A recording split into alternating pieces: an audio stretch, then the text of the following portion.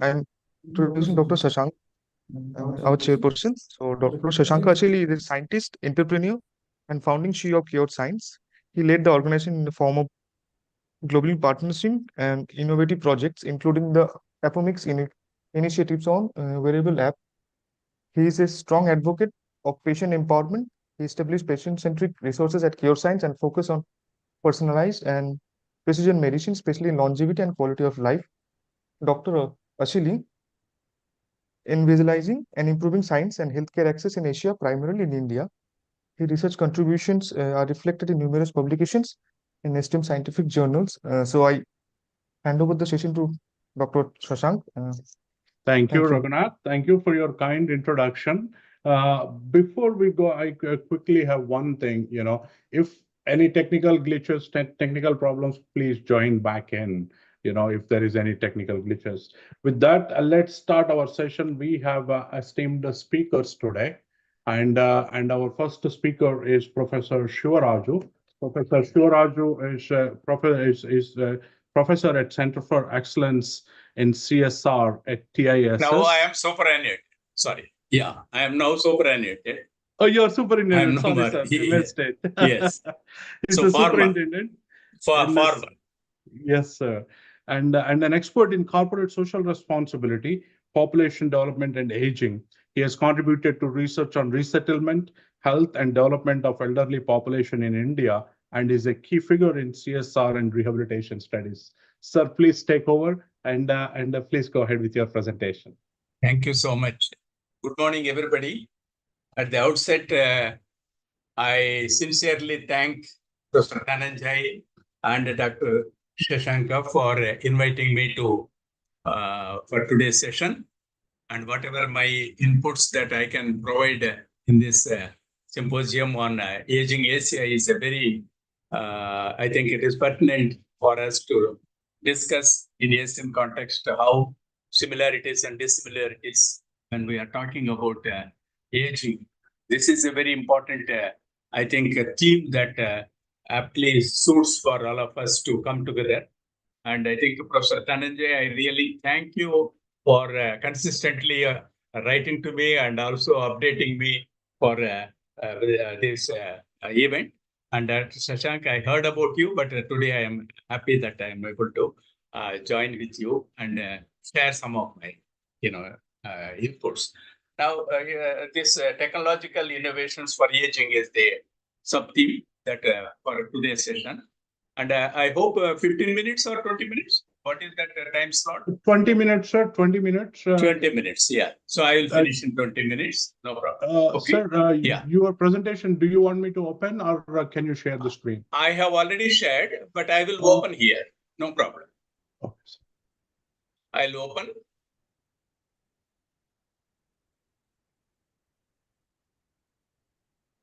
Yes, sir. We can see it. You are able to see? Yes, sir. We can. Please Excellent. go ahead.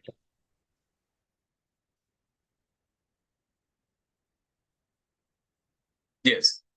So it has been, I am audible also? No problem? Yes, sir. Am I audible? Yes, sir. Yes, sir. Excellent. Yeah. So it is now 9:05. So I will finish by 9:25. Thank you so much. And my topic for today's presentation, I have chosen promoting positive aging in India. Some observations based on my own studies and some from the literature that I noticed. Now, what is this topic? How relevant it is when we are talking about the aging issues, especially on the theme which we have focused on living longer, and it's very important that promoting positive aging is an important aspect. Why? I'll explain. One of the important things which we have done last, say 20 to 30 years of the literature that has come out in the field of aging, especially in Indian context. I was having an opportunity to go through thoroughly, regularly of the literature that is available. To my, surprise, of course, it's not a major surprise, but we all know that among all the studies and also the literature that is available when I have analyzed, I found that 90 to 90% of the literature was focusing on aging issues from a negative way. In the sense, the problematic issues. What are the problems of elderly? What are the sufferings? What are the issues that they are confronting? So mostly from the negative side, the literature that we have. So very, very little emphasis as on now on positive aspects of aging. So the issue, we agree that negative dominates because given the very poor quality of life and very low standard of living and high marginalization of this section of our population, it is a fact that the problems persist. But at the same time, even when we are talking about their quality of life or their well-being, the positiveness of aging greatly helps. So those who have a positive thinking, those who are seeing from actively working or actively engaging themselves in the day-to-day work schedules, they are the people who are living longer, and they are the people who are a little bit relatively satisfied with their life. So the question arises: how are these dimensions of positive aging that we can promote for the elderly issues? Sir, No doubt. sir, your slides are not moving. Slides. First slide. Yeah, you are on first slide. Still, the screen shows only first slide. Is it all right? No, sir. We are only seeing the first slide. You click on the second slide, we'll see the second slide.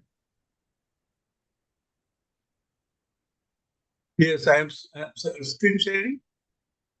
Yes, your screen is sharing, and yes, now we are seeing, sir. Now we are seeing. Yes, please continue, sir. Now, are you seeing now? Yes, sir. Yes, sir. We can see. Okay, excellent. So the point that I want to advocate is that when we are talking about development, in all the aspects, life expectancy is a very, very positiveness.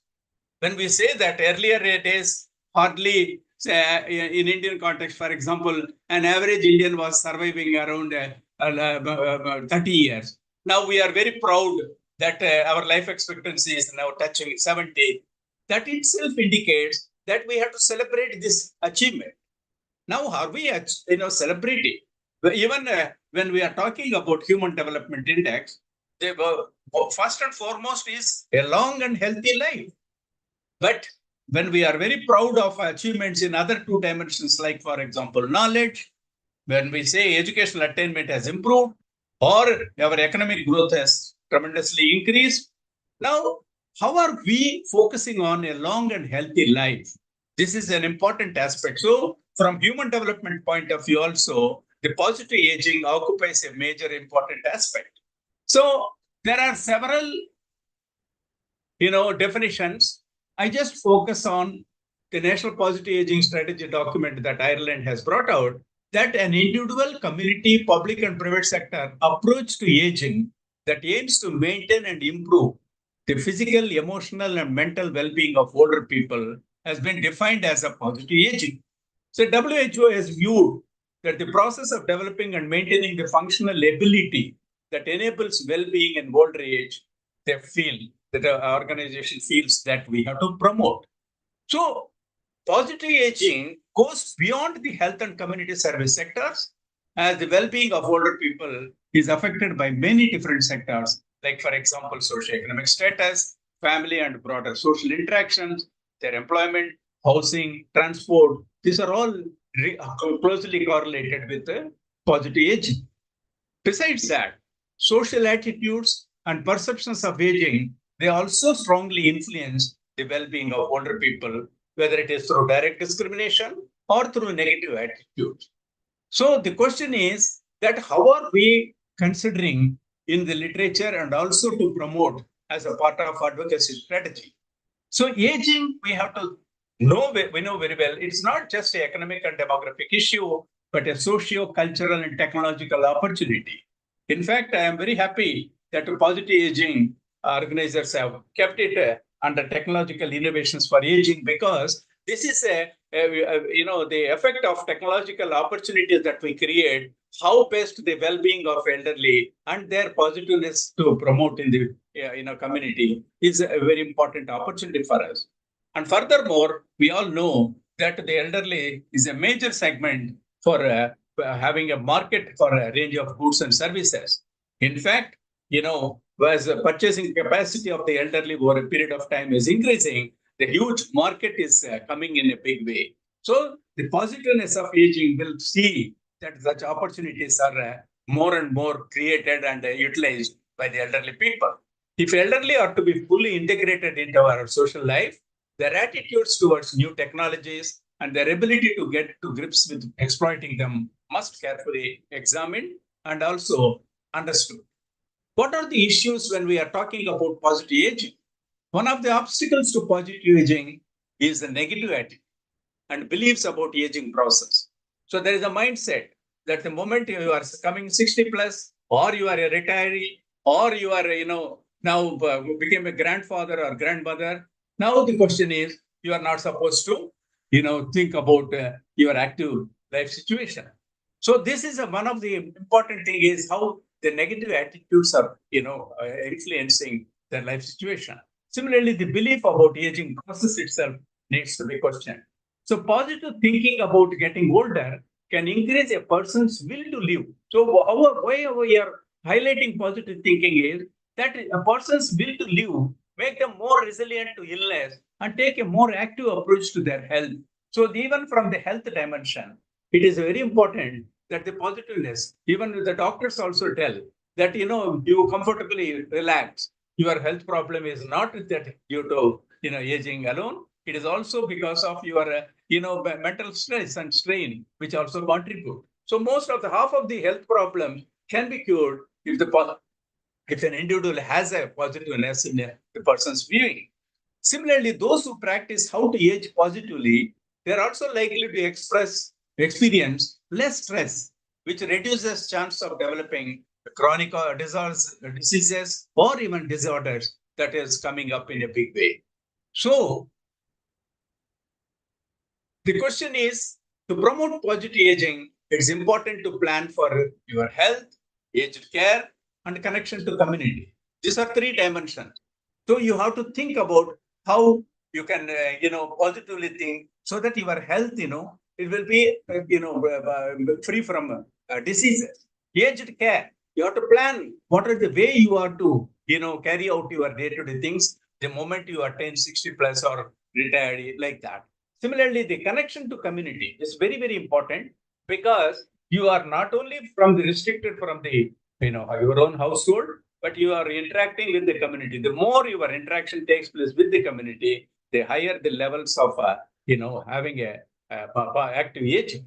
Similarly, those who find life, some of the, Ramurthy and Jamuna, who are pioneering in conducting several studies on aging, especially from psychological dimension, they have clearly brought out that the important aspects or the factors that are opened up in the layer of understanding the satisfaction of the elderly person after attaining that particular age, they are mainly positive self-perception of health, positive acceptance of age that changes, positive perception of functional ability, interfamilial and intergenerational amity, flexibility, those who engage in moderate activity, those who have marital satisfaction, those who have positive perception of social support.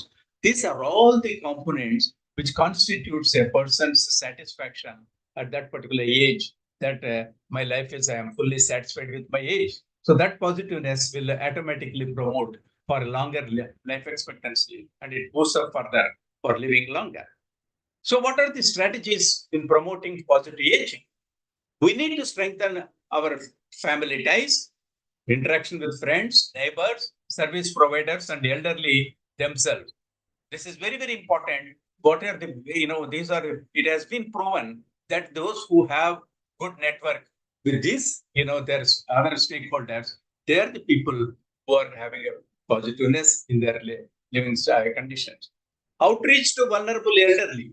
So we agree that there is a lot of, heterogeneity that exists among the elderly. It is not easy to have a positive thinking alone, but there are certain vulnerable sections, those who are, especially those who are isolated, living alone, or not able to interact with the other members, or having a strains in family life situation. These people, we have to reach out to them. So that is where the community-based organizations or the local organizations have to play a major role in reaching out to those elderly. Then we have to create more and more opportunities for age-integrated and age-targeted social participation. This is very, very important. And in this context, I will, highlight that we need more and more day centers where we can't expect full institutionalization for elderly. And it is even economically, it is not possible.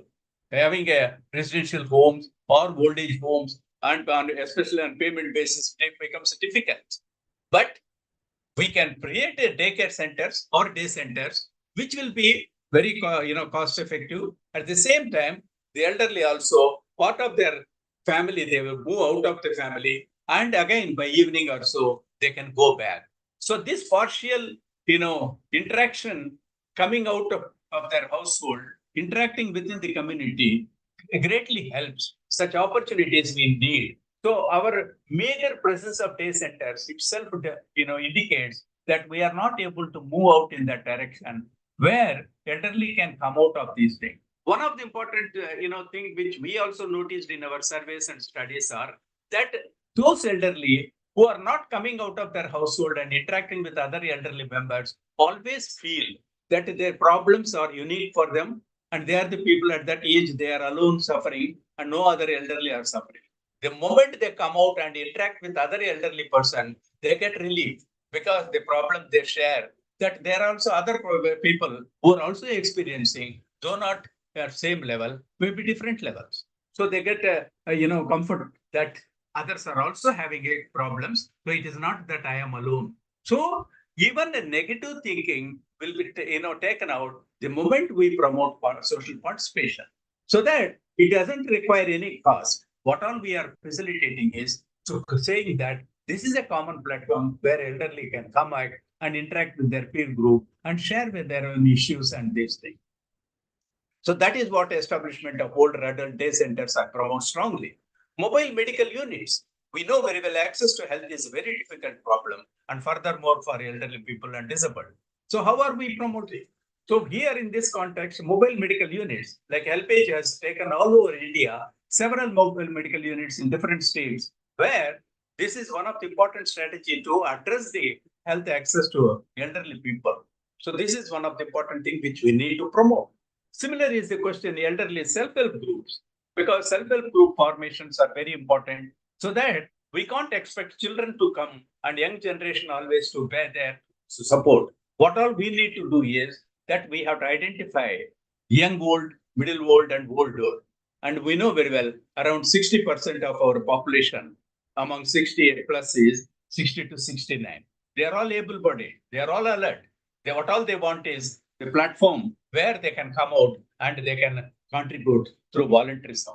So this is one of the important thing is, so how to identify such self-help groups, and we need to sustain their activities and promote their issues, so that the elderly themselves can take care of other elderly without expecting young generation. Given the migration of related issues, we can't expect, and also the dwindling of childhood population and youth is a big luxury to have in the midst of elderly people. So what all we need to do is higher the life expectancy. What all we have to see is that how young old can come out and take a voluntary role and see that they will be helping the old or bedridden like that. So this is one of the important issues I want to highlight, so that positive aging can be promoted further by the elderly themselves. So intergenerational bonds by addressing, for example, we know very well ICDS program all over India. Now children are created. There are some experiments, especially in Tamil Nadu, where ICDS, midday meal scheme is shared by those elderly who are staying alone. So that is giving an opportunity not only to address food security for elderly, but also provides a platform for interaction of children and elderly, so that social participation will greatly help even the elderly to come out and share their own problems. What are the challenges in advocacy? It is very easy to promote positive aging, but we have to understand some of the challenges in advocacy and promoting. Now, national policy and older person, no doubt it is a well-conceived policy document, but implementation, because the NPOP also rightly pointed out that the positive aging also is an important aspect that we have to promote. But the question is that implementation remained almost less satisfactorily. So how best we can take it further from the policy to programmatic implementation? Those things are very big challenges which we need to address. Similarly, the level of awareness and empathy for aging concerned by the media, elected leaders, and advocates are problem areas. So most of these people, they are the change agents. Media is, for example, they used to come and contact me that there is some murder took place for elderly. What are your expertise, opinion? I used to say that media is highlighting now after the murder took place. Now, can you prevent that by highlighting these issues? What are the do's and don'ts for elderly people so that you can prevent such incidents? So it is not that after suicide or after murder you are highlighting. So we used to say that you have to play an active role, come out, and media has to play important. Similarly, elected leaders, they cannot say, it is not that, very well, that the voting pattern also highlights that who are the people voting? The elderly people are in a major chunk. So that vote bank creates a lot of these things. So how best we can create that power among the elderly is an important. Similarly, those who advocates from senior citizens groups or even community-based organizations is a very important challenge that we need to promote. There were some good practices around the country, but remain islands of success. So whatever the issues that are there, which are some of the NGOs are working at local level, but the other NGOs or other stakeholders are not aware of such good practices. For instance, when we are addressing social participation, Tata Trust, HelpAge, the Silver Inning, all over India, they are doing some of the works, but there is no platform where the network can take place and come and interact with other members so that they can implement in their geographies. No systematic review process and feedback mechanisms for corrective actions. So whatever experiments that are going on, it's all on their own. No feedback has come. And that is becoming a lesson which others can learn. And lastly, from as an academician, I feel that research and knowledge management given less important. Whatever attempt we are doing with various studies and surveys are focusing on the problems of elderly, but what are the elements which we have to pick up from positive aging and how best that can be implemented? These are some of the important things which we need to take so that our elderly, their positive thinking can be promoted and their negative attitude can be minimized so that their well-being and standard of living can be addressed so that positive aging will give them good quality of life. So thank you so much. I stop here. I hope I have completed in 20 minutes. Thank you so much. Sir. Yes, sir. Thank you so much. And we are going to take the questions towards the end of the session. And please go ahead and type your questions in the chat or Q&A. Before we go on to next speaker, I just want to remind all the students that there is Dr. Harsh Chaturvedi Memorial Award.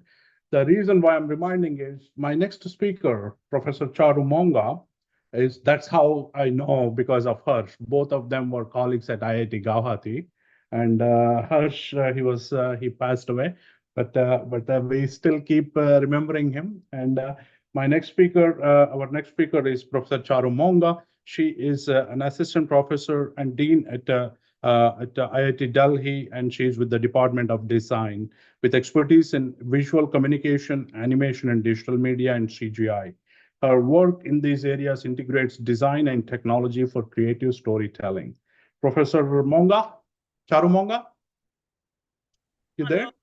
Yes, I'm Okay. here. Okay. Yes, great. Thank you so much for such a nice introduction. And yes, I wanted to really, dedicate this presentation and, the whole thing to my colleague, my very best friend, Dr. Harsh. I'll just share the presentation, and in my presentation, I'm going to talk more about design. think I'll share it again because there is a video thing. It's also here.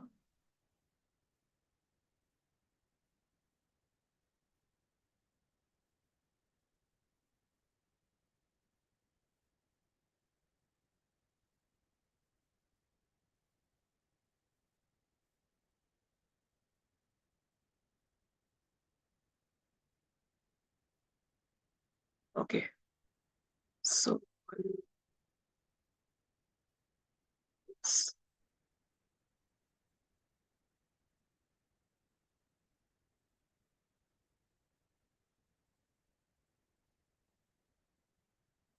I'm Charu, and before preparing this presentation, I thought, it's a good idea to talk about the contribution of design. And when we are actually thinking of designing something for elderly, whether it's in phones or whether it's in medicines, the day-to-day activities which they go through, or kind of a process they follow. Our previous speaker also mentioned so many uh, positive points regarding how to really look for things which are required to really bring something on table which elderly can use easily.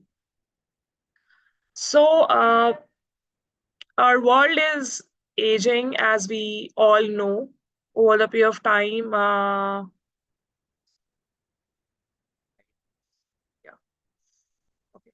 So we are going to be we are right now the youngest, but we are moving towards aging, and it's really important for us to really take care of the aging population, and gracefully all the age group should gracefully they should age over the period of time. So the number of people we are expecting in 2050 around the world is more than 60 years old, and 2.5 billion population is going to be like that. 1 in 5 people in worldwide will be aged in 60 years over in 2050. So self-maintenance activities of daily living, including the ability of basic needs like going to washroom, feeding, dressing, grooming, bathing, and ambulate. There's so many things. The daily activities, which are meeting friends, spending time with families, children, those things become very much important over the period of time. Family bonds became important. Then instrumental activities of daily living, including the ability to successfully use the basic things to connect with the near and dear ones, whether it's telephone, whether it's going to a shop or preparing food for themselves, or guiding a house helper and giving or doing a laundry themselves, or taking somebody's help in doing these things, taking medications, remembering taking about medications. So these things are going to really, it takes a lot of effort when you age, and kind of keeping in track with day-to-day activities. So enhancing activities of daily living, they need to include participation in social and enriching activities, for example, morning walk, building some day-to-day hobby, or engaging in get-togethers with friends, thinking of like positive things which helps them in helps older people grow very gracefully. Yes, as we grow, there are limitations, and the way as we were children, there were limitations. As we grow, we have limitations.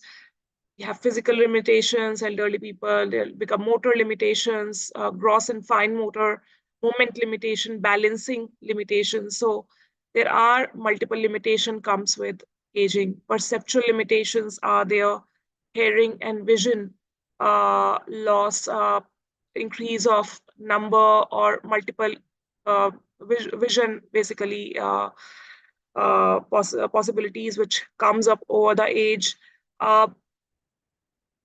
older people never, they don't want to share because over the period of time, they have lived a very self-sufficient life. They have raised their children and they don't want to really share it with their sons and daughters. So they keep it to themselves. They only share it with their, very close friends and all. There are cognitive limitations, something they are not able to understand, something they are not able to make sense of or read properly. Cognitive resource poverty, memory limitations, emotional regulation. So these things come over the period of time as we age. There is with this, we know there are multiple things which are problems which are arising, and somewhere as a designer, we feel that we need to really work around it and really provide a cohesive society where, or inclusive society where we feel that there's a lot we can, learn from each other. Because life, being born and being a child and becoming old is a process. So there is delirium, there is dementia, there is amnesia, and with that, there's for that there's a solution in terms of medications, right diet, and therapy. We focus more on therapy as a designer, or design how we can make a contribution. There is cognitive simulations through certain exercises one can do, cognitive training that can be designed, cognitive rehabilitation can be done in multiple cases. So there are cognitive simulation possibilities engaging with activities involving some mental process. For example, it can be number game, it can be clickable games, or it can be something which simulates keep simulating the mental process. Also, parallelly, it is enjoyable. For example, in the newspaper, you see puzzles are coming.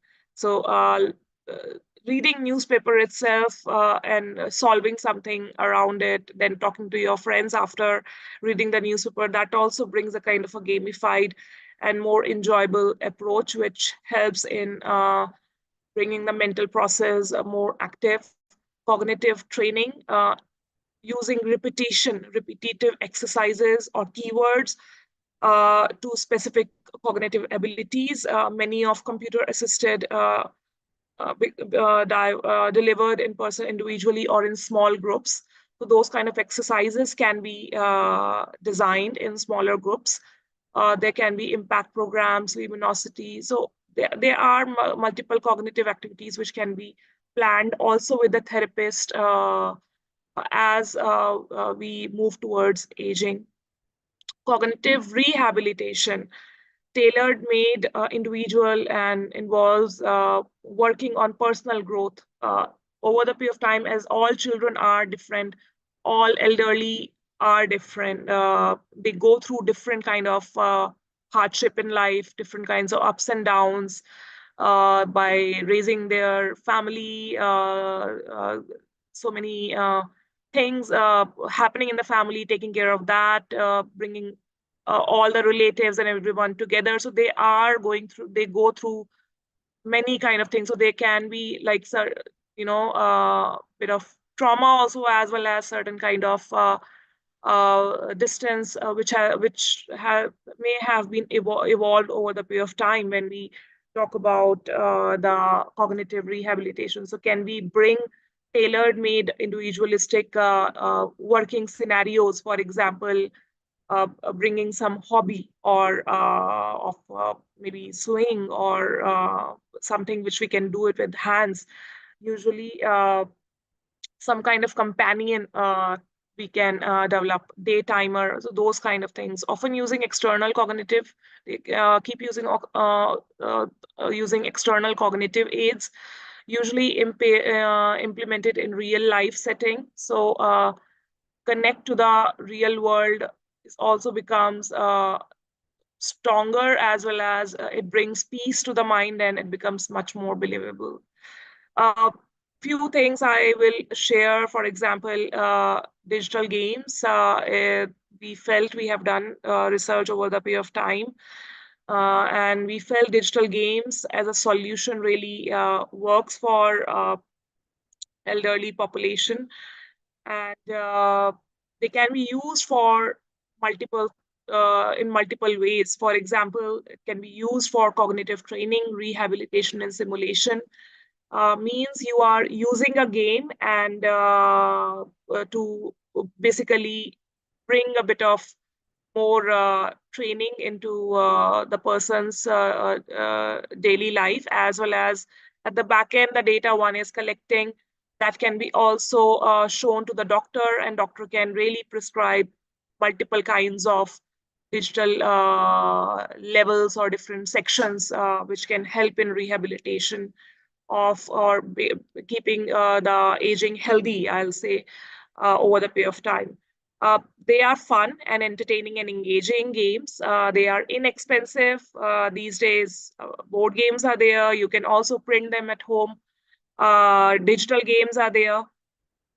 They are inexpensive. They do not cause any anxiety or nocebo, uh, which is like, this is something new for elderly. Introducing something new every time is a challenge, because the mind is already trained. The mind is already anxious consciously that they don't want to face something in real space.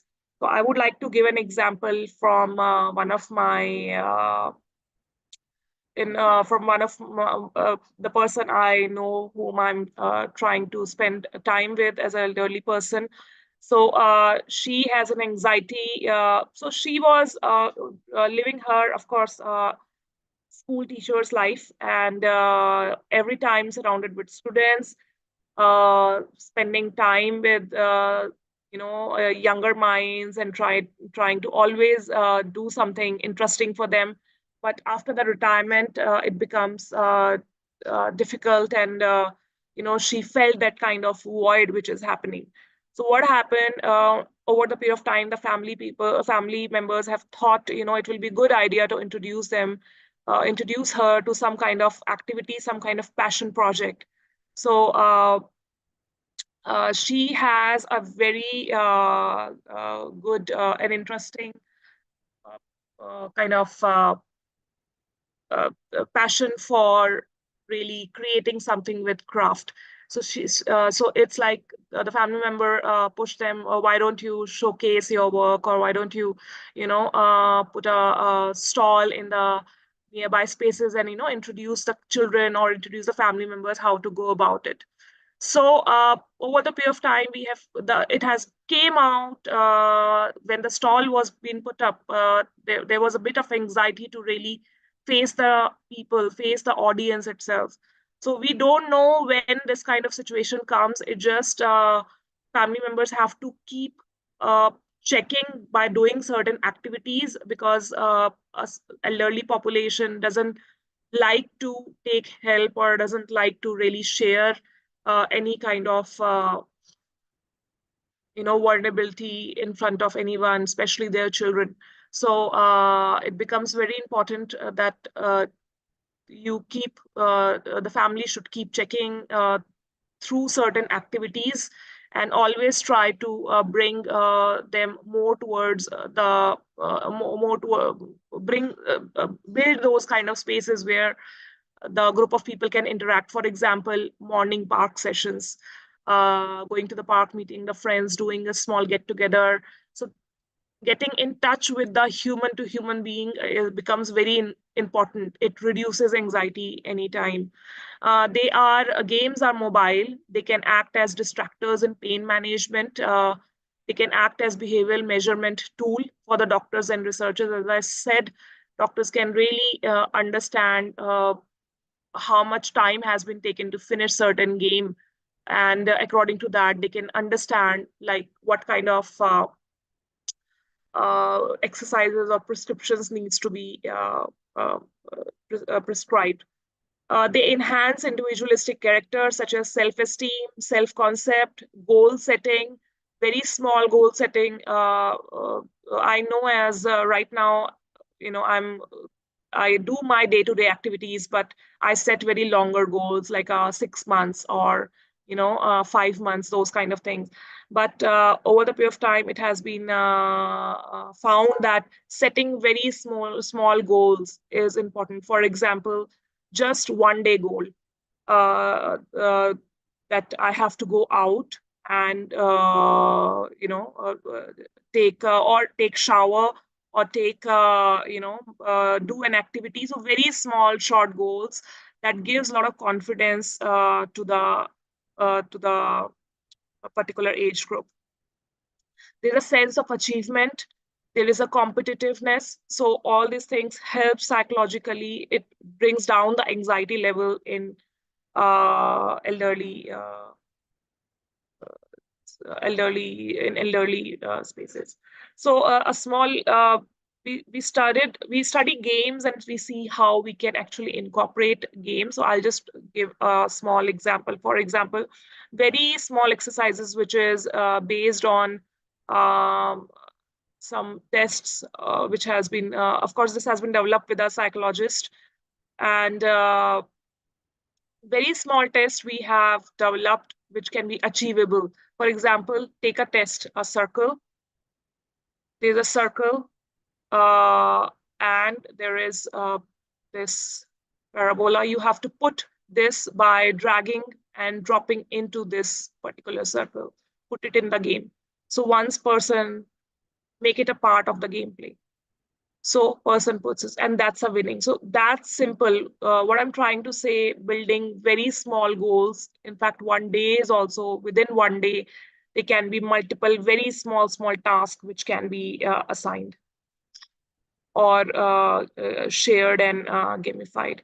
So there is a chance when you start doing or incorporating some kind of activities and exercises and gamified things into the life of day-to-day life of elderly, is a possibility of early detection. It helps family members and doctors also to early detect the symptoms of dementia or what kind of causes dementia is bringing onto the for the older one. Is it bringing some kind of nervousness? Is it bringing some kind of anxiety? So one can detect really early, and this can really help in diagnosing right treatments and find best support to make future decisions for the elderly. Data collection, when we are developing something like this, the data collection itself becomes very important. Of course, people spend around 3 billion hours each week in playing games in the younger spaces, but there are some clickable games. For example, Farmville, which is like you just have to drag and build your farm and buy assets and do something with that. Basically, it's more about managing your community. So of course, it's about managing your community, but from the back end, there is an agenda that doing very small tasks and getting those instant gratitude or feeling of instant happiness and achievement in a very short time. 2 minutes games like Candy Crush. A lot of people play Candy Crush even in metro, even during traveling, even sitting in the afternoon. So it's just about clicking, and you instantly get incentives in this particular game.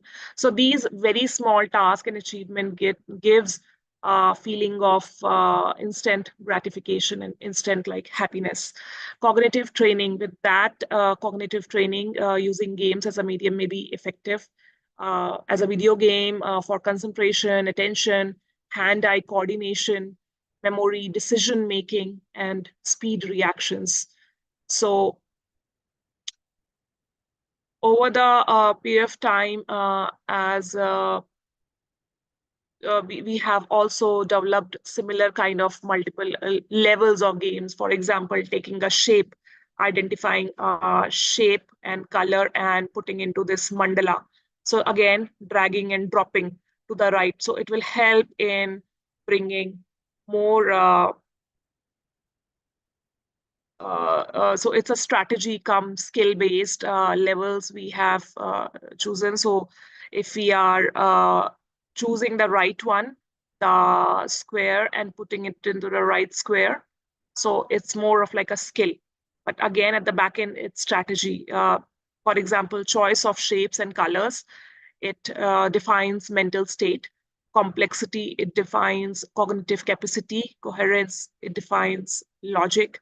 And prompt layering, how fast one is playing the game, that is about speed and attention, how much, and time, of course, how much one is giving in finishing this task. So these task-based things one can bring. Again, very short, very small, achievable goals. Another level is bringing same thing. There's a shape, you have to identify a shape, match the shape, and bring the shape into the main mandala. So again, matching, but it gives at the back end, it's about skill. It's about speed of the game, which defines the attentional speed, how one is active mentally. Connecting shapes defines visual spatial ability. If I'm able to see the right square, circle, or different symbols and able to analyze it quickly. Prompt layering, logic and calculation. So it brings a lot of information, how you bring a lot of what is going on in real life, and these exercises can be done even without doctors' help, because these are basic, very small and short games and all.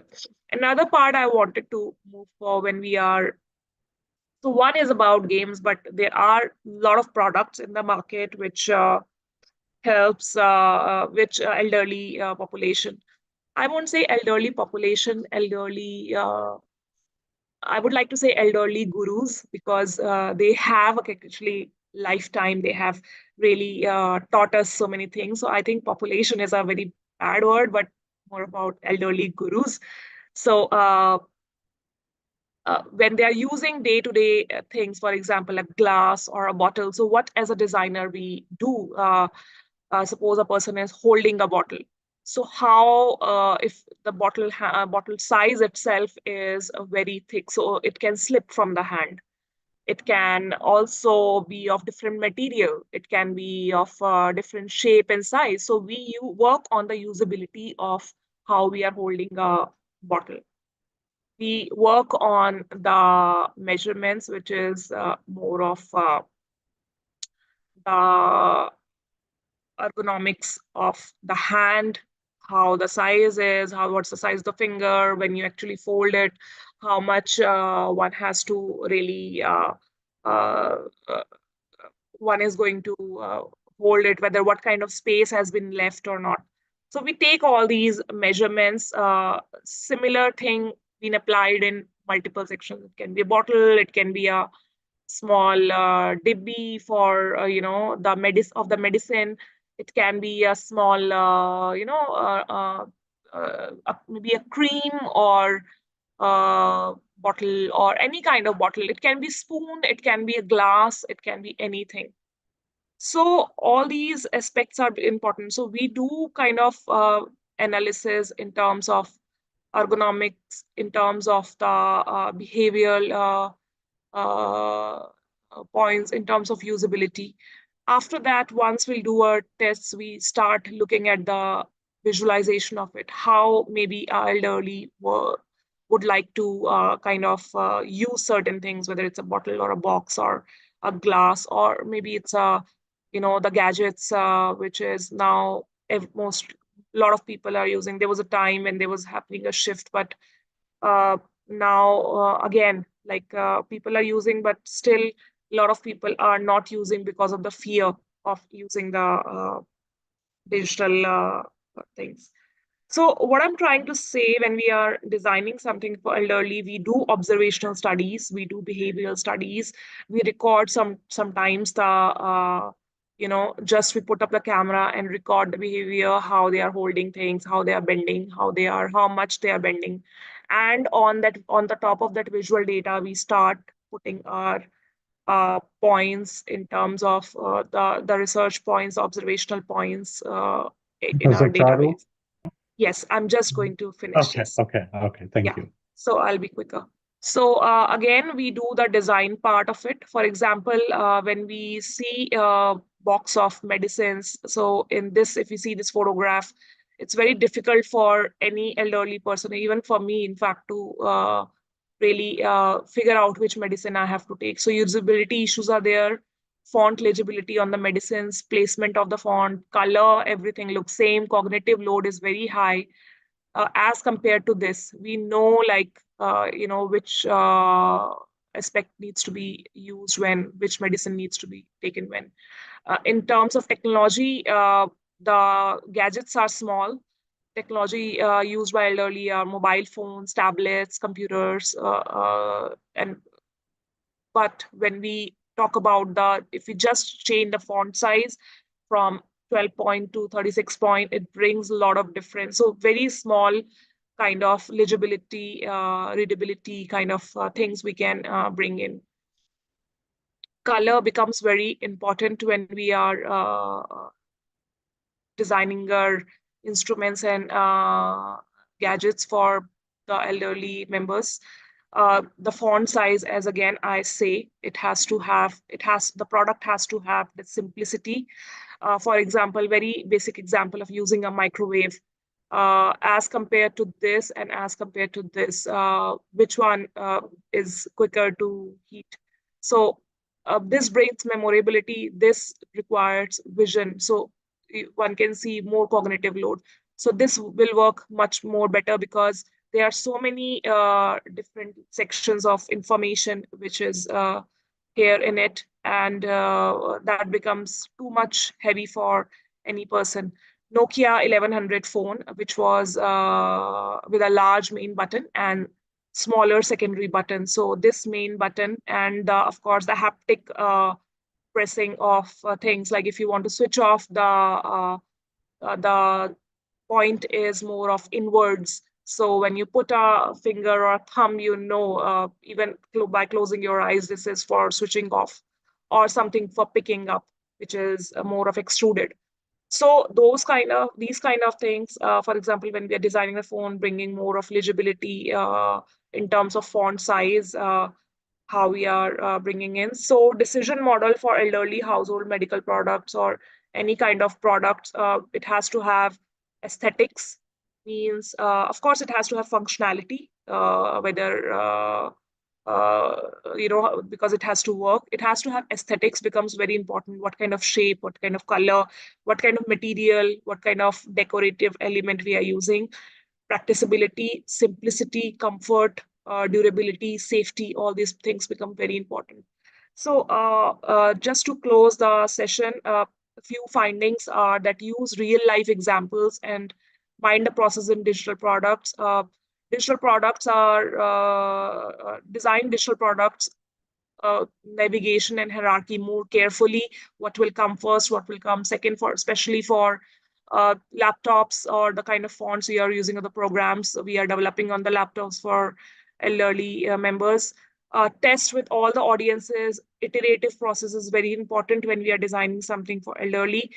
Destructive, high importance actions slightly harder, so that they won't be able to reach, or by mistake it won't get pressed. Uh, Update your product wisely. Don't change everything at once, because it will bring a lot of cognitive load. So every time try to keep things much more similar as you move towards versions of it, versions of that product. Text and tool tips are very important. Please pay attention to that. For navigation upfront, becomes very important. Altering frequency used flows becomes very important. Large enough fonts become very important. Options to put text next to icons becomes very important, because many people they are not maybe aware about the icons itself. Accessibility of using the adjustable dramatically desktops becomes very important, because the posture of everyone is different, and over the prior period of time it becomes different. Write copy knowing that seniors audience may use different phrases and don't know even basic technical terms, so always write a copy knowing what exactly this symbol recognizes. Touch inputs should be made easier, for example more intuitive, just a click rather than drag or any other inputs you give. Respond to tapping or clicking very quickly. So yes, with this I wanted to share some of the learnings, and yes. Thank you, Professor Charu. Thank you so much for so many insights, which actually rings bell for me, because I encountered some of those challenges as well with my parents. And thank you so much. And we will come back with the questions. Our next speaker is Dr. Mahesh Bhatt. Dr. Mahesh Bhatt is a surgeon, author, and a public health consultant. He focuses on the spiritual dimension of health, medical ethics, and climate change impact on public health systems. Dr. Bhatt, can you hear us? Dr. Mahesh Bhatt? Yes, sir. Please go ahead, sir. I am trying to, in fact, I am in Netherlands right now, and it is early in the morning here. Okay. So Okay. I am trying to start my video. It's not working. I So don't know the why. buttons are on the bottom of Zoom screen. Yeah, I understand it. I understand it, but yeah.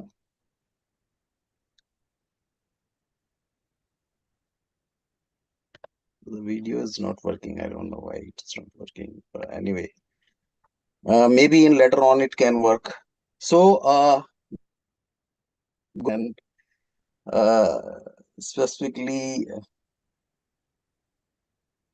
Dr. Dhananjay, yourself, and all your team. It was great pleasure to be here. Right now, I am here in Netherlands. I was here for to attend the Global Health Literacy Summit. So anyway, I think it's not working, but I don't know why it's not working. But it's not Can you showing. share Anyway, your screen? Can you share your screen, sir? yeah, I will share my screen. I think that will be better, but it's still showing some loading. And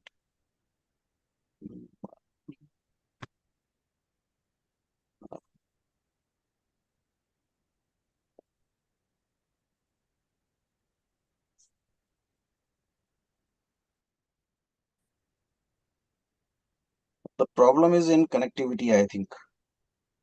No, sir. We can hear your audio very perfectly, actually. Yes, but this when I click on this stream with this share screen, it's not working. It's I mean to say it's the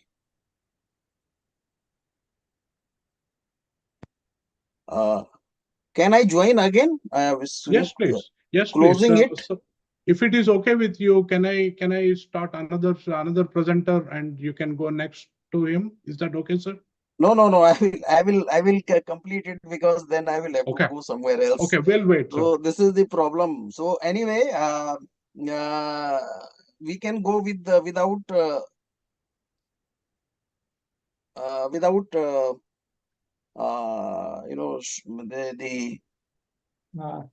I think, sorry to disturb, can I, Yes.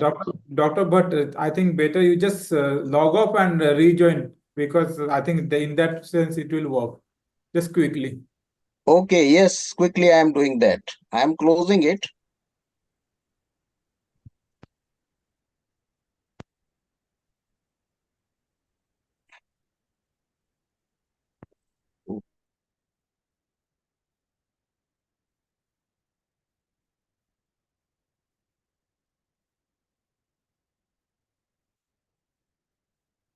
Okay, so let's wait a few more minutes for Dr. Bhatt to join back.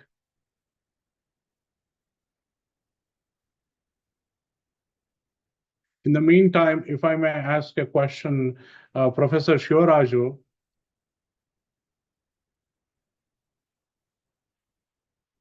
Okay, let me ask Professor Charu, quick question. Yes, please. On the cognitive load side, you mentioned, one of the images you showed really stuck with me, which is, all the medication, right? Which Yes. medication to take, because as we age, our number of pills will increase. Yes. And that was one of my biggest challenge for me with my parents as well. And finally, we figured out a way, what we call a jugaad way, if you will, different colored packets, Ziploc bags, But I was wondering, are there any solutions for that right now?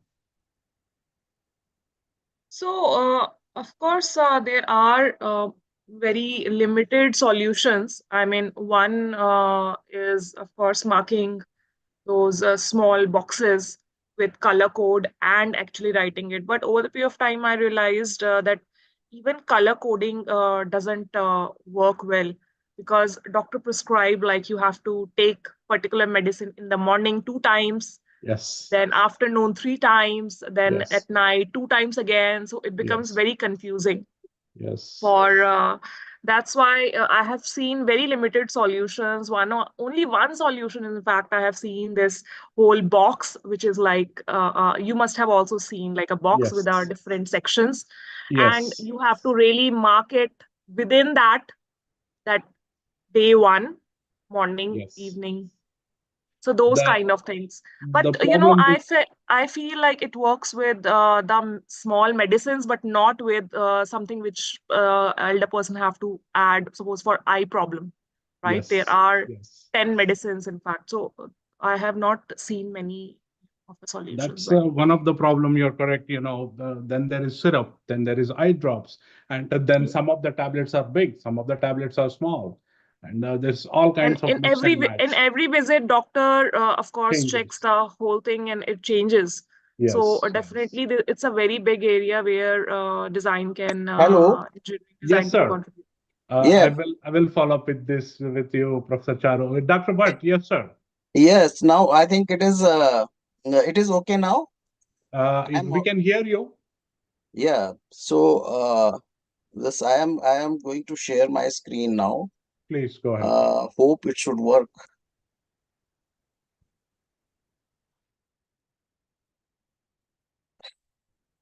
Why does not?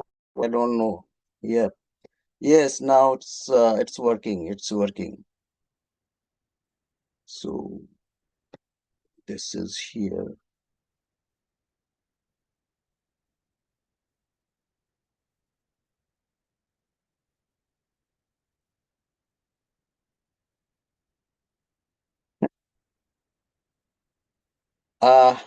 Are you able to see my screen now? No, sir, we are not. Or if you want, if you can send the presentation, I can run it for you. Okay. So why it is not working? I don't know. Sir, you can send your PPT to me, so I'll just share for you from this side, from our side. Okay. Okay. So yes, I think now it is Yes, visible. now it is working, sir. Yes, Yeah, yes, it's working. yes. Good. Yeah. Great. Please, sir, continue. Yeah. It is visible now. Thank Yes, God. sir. Okay. That's why I'm going for this slideshow. But yes, it's finally it is here. Is it visible now? Yes, sir, it is visible. Yes, sir. So good morning, all of you, and all the participants, and all of you. So today we are going to. I would like to speak on the spiritual dimension of health in healthy aging and longevity. So first of all, if we start talking about this topic, we need to define spirituality, what spirituality is. Because it is necessary to have a definition that what exactly what we call the spirituality. So it has got the multiple definitions. It's very complex to define. It is ambiguous many times, and all of it lead to this connection with the religiosity and the religions. And people often take it as synonymous and similar to religion or religiosity. And in religiously diverse healthcare teams, it has problems to deal with the spiritual dimension of health. The thought model of spirituality define spirituality based on evolutionary biology. So this evolutionary biology says that the things evolved from simple to complex one, like from a single cell animal to a multicellular animal, especially like mammals. So it happens with their products as well. So the simple thought process of the religious or social thought process, where the animals, they tend to make groups. So all the religions, they are the group of the human beings, the species Homo sapiens, and that is the center point of this is the faith. Then we evolved the scientific thought process and philosophical thought process, and it happens when around 75,000 years ago there was the cognitive revolution, when in our brain, the prefrontal cortex and frontal cortex, that evolved exceptionally, and it creates the human mind. And that human mind was the cognitive human mind. I am audible, I think, all of you. Yes, sir, you are audible. Yes, sir, we Yeah, can hear you. yeah. So these thought process that creates the cognitive human mind out of the human brain. Human brain is an organ of species that is Homo sapiens. And finally, the spiritual thought process is the most evolved human thought process, you can say. And that's why it is it has got the multiple definitions. It is very complex, it is very ambiguous, because it is very complex thought process. It is highly evolved thought process, and that's why it is not possible just to define it with one definition, and that leads to multiple definitions and multiple problems. Simultaneously, it is equally important that with the evolution, with the development of the human brain, with the age, the spirituality that becomes more and more prominent with the advancement of age. So when we look at the healthy aging, the WHO definition, it says that is the process of the uh, development and maintaining the functional abilities that enables well-being and health in age, during age. So this functional ability is something which is related with our basic needs, mobility, learn, grow, and decision making, building and maintaining relationships, and contributing to society. So now this aging process that starts with day one, when uh, any human being come into this earth, in life, and after birth, you can say. So the aging process starts with day one. So aging process is a continuous process. So it's not the process that starts at 60 or 70 or 80. If you see the biologically, the aging starts throughout the life. We are aging. So right now we are aging. Right now we are sitting here, we are listening someone. So we are aging. So our aging process is a continuous process. And that leads to all these things, our basic needs, our mobility, we learn, grow, and decision making, and we build and maintain our relationship. So aging is not the process that as if it is happening after 60 or after 50 or after 40. It's not like that.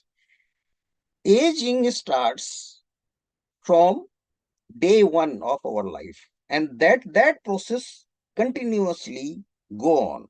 So in that, if we look at this, we will see that there are conceptual synergies.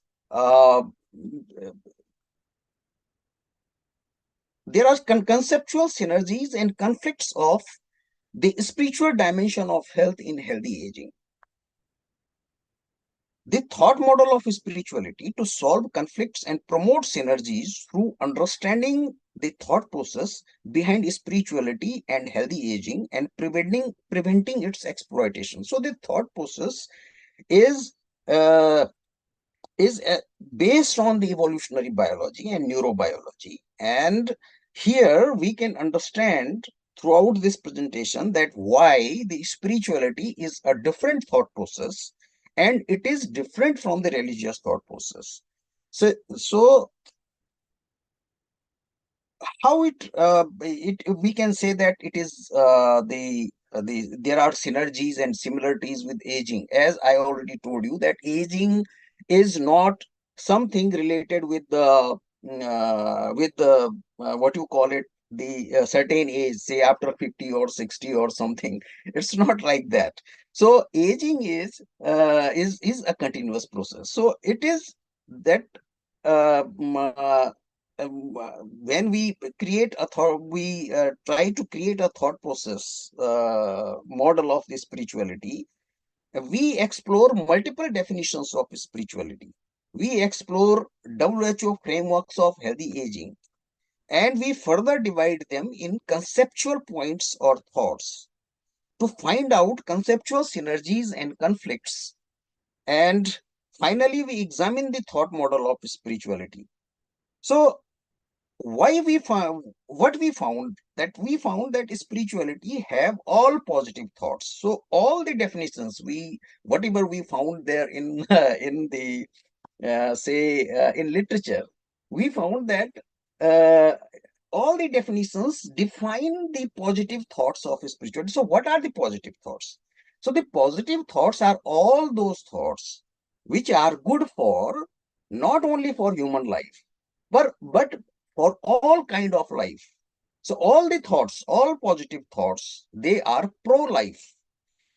While the negative thoughts are generally those thoughts which creates some type of the conflicts or some type of these negativities in our thinking, and that also affects our biochemistry in a negative way. So that is the different dimension, and it has got many positive and negative impacts on our biochemistry and physiology, and that reflects in our behavior, that reflects on our work, that reflects on our mood, and that creates a lot of anxiety. And all of you, if you listen about the healthy habits or the healthy lifestyle. So healthy lifestyle is to generate the positive thoughts, to create the positive thoughts. So all these that they favor life, health, happiness, and well-being because they impact on our biochemistry in a positive way. They create the positive neurotransmitters, positive hormones, and positive shift in our biochemistry. So our physiology that reacts in that way.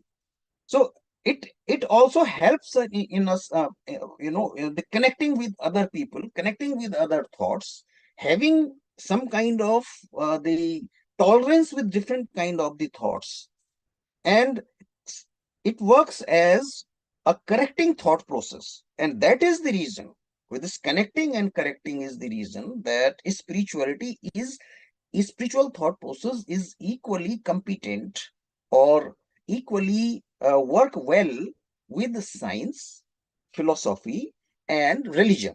So if you look at the religions and the history of the religions and science, you will find that there were a lot of conflicts between them. And initially, the scientists were get punished because of certain religious thought process, the religiosity. So that connecting and correcting nature of the spirituality makes all the thoughts, specifically the scientific thought process and philosophical thought process and spiritual and religious thought process, in a good communication. And that leads to, and if you see that the many scientists, they they started thinking, talking about this spirituality after their groundbreaking researches in groundbreaking theories in science. You take the Einstein, you take many other scientists, Carl Sagan, and there are a lot of other people who are working in science. They finally found themselves at a different level, and there they started talking about the spirituality as well. So with increasing age, people become more spiritually inclined. So once we started aging, right from the beginning, when this process of this aging is started, naturally we become the spiritually inclined, and that is why what I talk to you, it is a very very developed and evolved thought process, and that makes it that is the reason that once the people they get older, they get knowledge, they get different kind of the thought process to work with, and then they becomes the more spiritually inclined. So WHO framework of healthy aging says that it is necessary to meet the basic needs, our basic needs. That is, we learn, grow, and make decisions, be mobile, build and maintain relationships, and contribute to society. Now, all these things, if you see, they will happen at every age, whether that age is 5-year-old, 10-year-old, 20-year-old, or 60 or 80 years old. But naturally, this being mobile is more important for the people who are in the age group of the 70s, 80s, and 90s. So learn, grow and make decisions is important again uh, for everyone, but to build, maintain relationship, and to contribute society in this aging process is very important, and it requires some kind of the work on our thought process. So why the spirituality is important in healthy aging? Why this? If we look at the the definition of the spirituality and the evolution of the spirituality, spiritual thought process, and yeah, it is naturally it is different from the religious thought process, because the religiosity or the religious thought process is the primitive thought process, just like making groups, making herds in animals.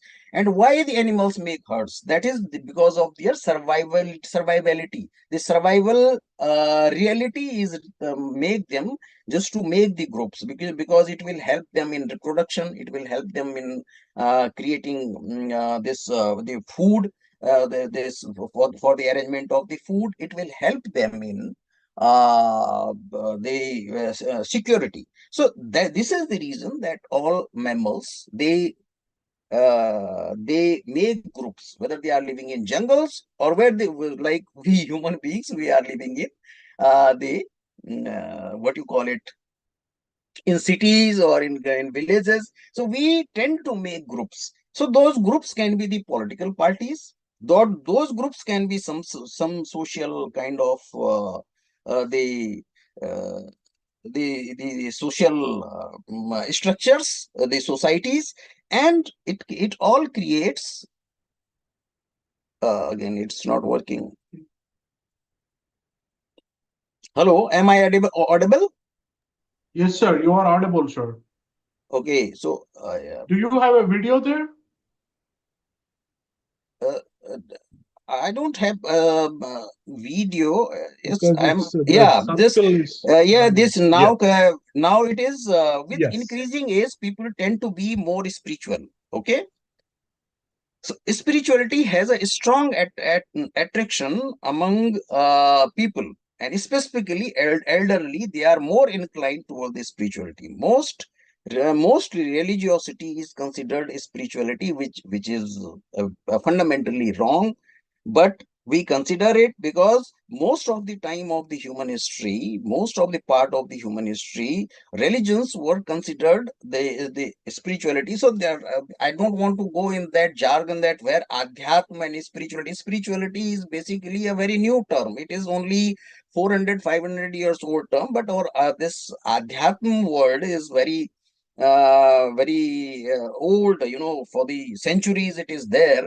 And with the development of the science and with the development of the connections, evolution of the connection of the eastern world and western world and different parts of the cultures, this spirituality world that incline towards the adhyatma. So adhyatma doesn't change much, but this basic the conceptual uh, conceptual boundaries of the spirituality has been changed a lot, and they are inclined towards our adhyatma world. So that is the different aspect of it. But uh, so healthcare providers in health system avoid to discuss it, because whenever they try to speak about something spiritual, that will directly connect to some kind of the religion. And in a diverse setting like ours in India, the healthcare providers or the health systems, they avoid to discuss it because it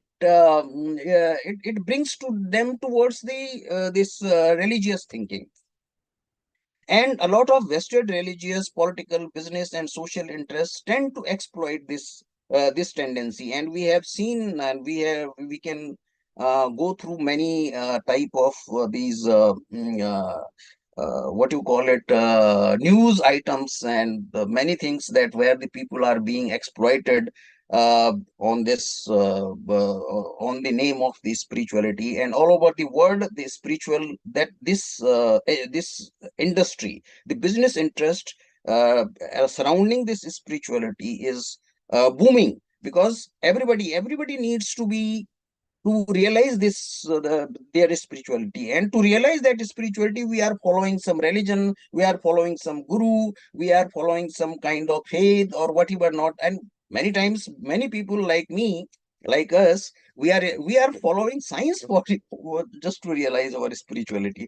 So this economic and emotional and many times physical exploitation on the name of the spirituality is common, and it is not the problem in India only, but it is all over the world. It's in every country there is the problem that being the people are being exploited on it, and it's a big public health issue as well, because with this the people started neglecting the treatment. They started neglecting saying no for the vaccinations.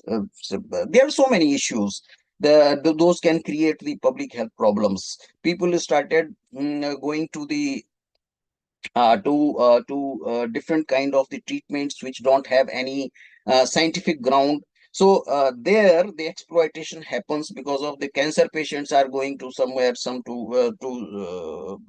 kind of the different unscientific treatment. So that is the reason that why I am talking about it.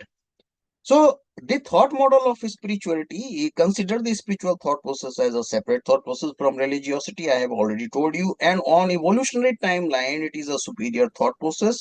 It is created by all the positive thoughts of humanity and human values in all other types of thoughts. So whether they are positive, the positive scientific thoughts, positive philosophical thoughts, positive religious thoughts, when you they create they when you will put them at one place, that will define the spirituality.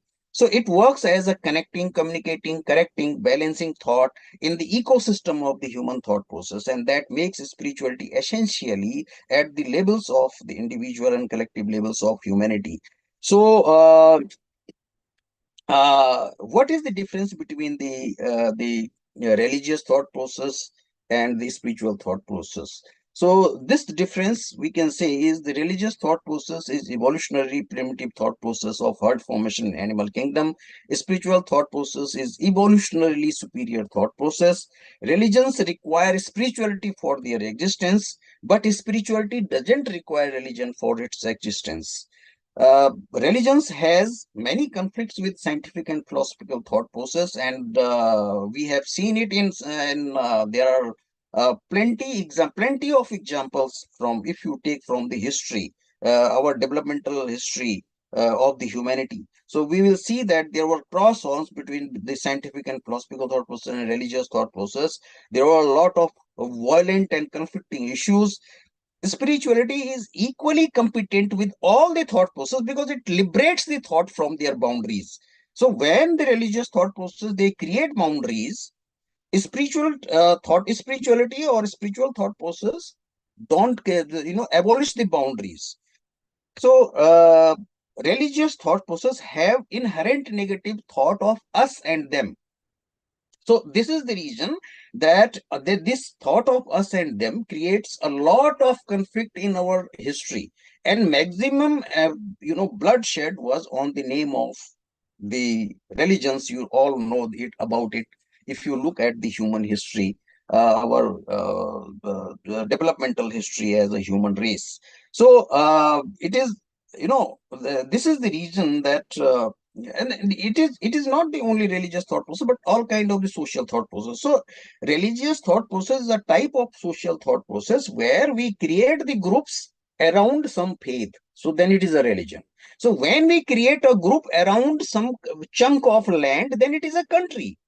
When we create a group around some kind of the values, then it is politics or culture. So there are different type of these social thought process, and every time whenever you will try to touch them, it will immediately turn on our survival instinct. And when the survival instinct is the animal instinct, and that animal instinct can go into some violence. It is just like two groups of monkeys when they are fighting with each other for their resources. So if one monkey from this group want to join another group of the monkey, it's not possible. Either the monkey will be killed or the monkey will have to surrender. Then only it can join there. It happens, and all of you can understand that it happens with the with the religious thought process as well. So spiritual thought process consists of all the positive thoughts of humanity and human values with thoughts of connectedness to inner self and outer cosmos. So it is not only the connectedness between or the communication between different types of the thoughts, different types of the thought process at the individual level and collective level of humanity, but it is about the connectedness of our inner self to outer cosmos, and that gives us a boundaryless thinking, and that boundaryless thinking is very important, and the aim of the religions is to find or realize our spirituality. So the thought model of spirituality is about the positive thoughts of, yes. Can we speed up, sir, please? Yes, sir, sure. So there are the religious and social thought process, the positive thoughts that I have already told about it, that all those positive thoughts, if you put it, then it becomes the fundamental ingredients of the spiritual thought process. And to conclude, I can say that healthy aging is about physiology, and it is about the mental, social, and spiritual dimensions. WHO resolution in 1983, WHO 37 considered spiritual dimension important for health. It is more so for the concept of healthy aging, but proximity of spirituality and religiosity make it conflicting for healthcare systems in religiously diverse Indian communities. And the thought model helps in defining spirituality simply as all positive thoughts, and helps us in avoiding conflict since it considers it as a separate and evolved thought process of human mind. Uh, I think that is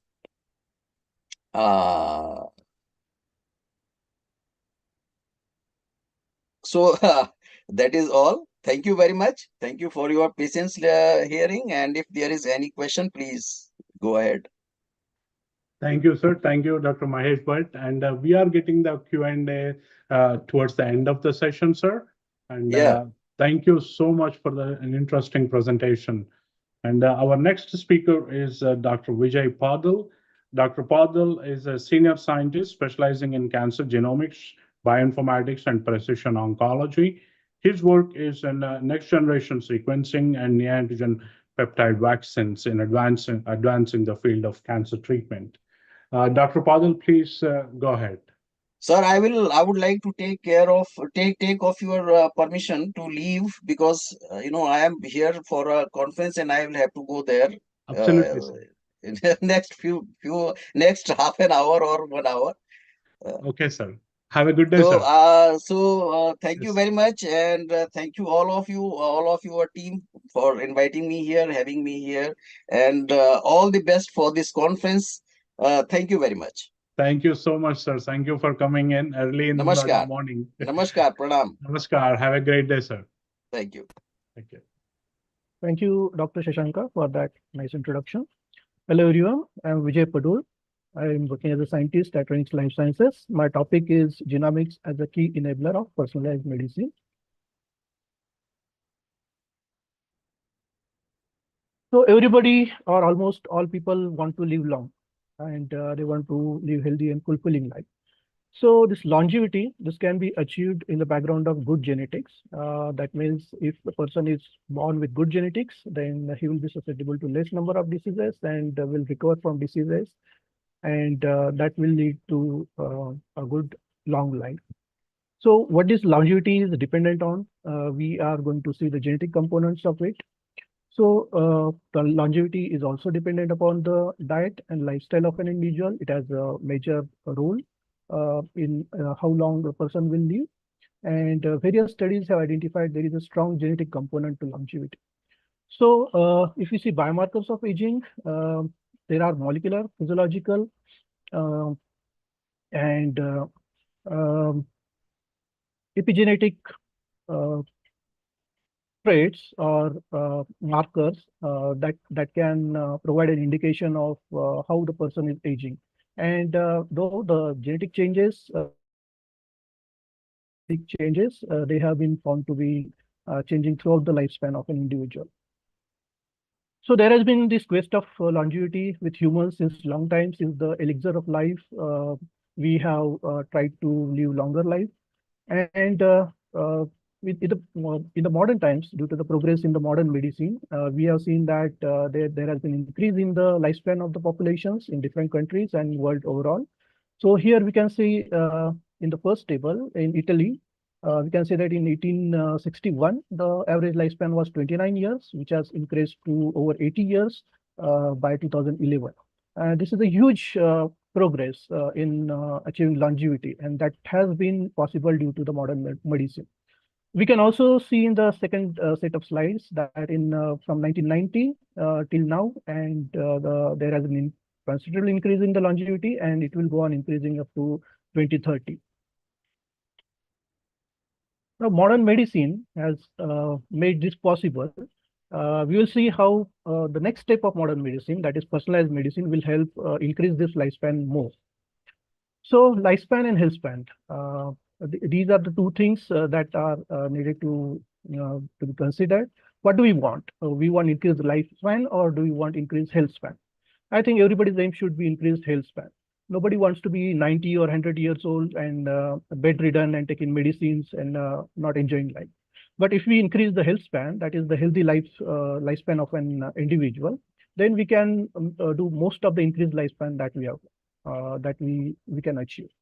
So there are definitions of aging and health span by Mokri. So aging, he defines it as the process of accumulation of consequences of life, such as molecular and cellular damage that leads to functional decline, chronic diseases, and ultimately mortality. Whereas health span, he defines it as the period of life prior to onset of chronic disease and disabilities of aging, that is in good health. So what can we do to increase the health span? So the first thing we can do is to stay healthy. That means to not contract any diseases. And if we get any diseases, then we should recover from those diseases as quickly and as early as possible. So how can we prevent diseases to achieve longevity? So there are different hallmarks of aging and environmental and lifestyle factors that can affect those. So there are pulmonary dysfunctions that can cause due to the pollution, neurodegeneration due to the chemical contaminants in the food, type 2 diabetes, again a lifestyle disease, and there is a cancer.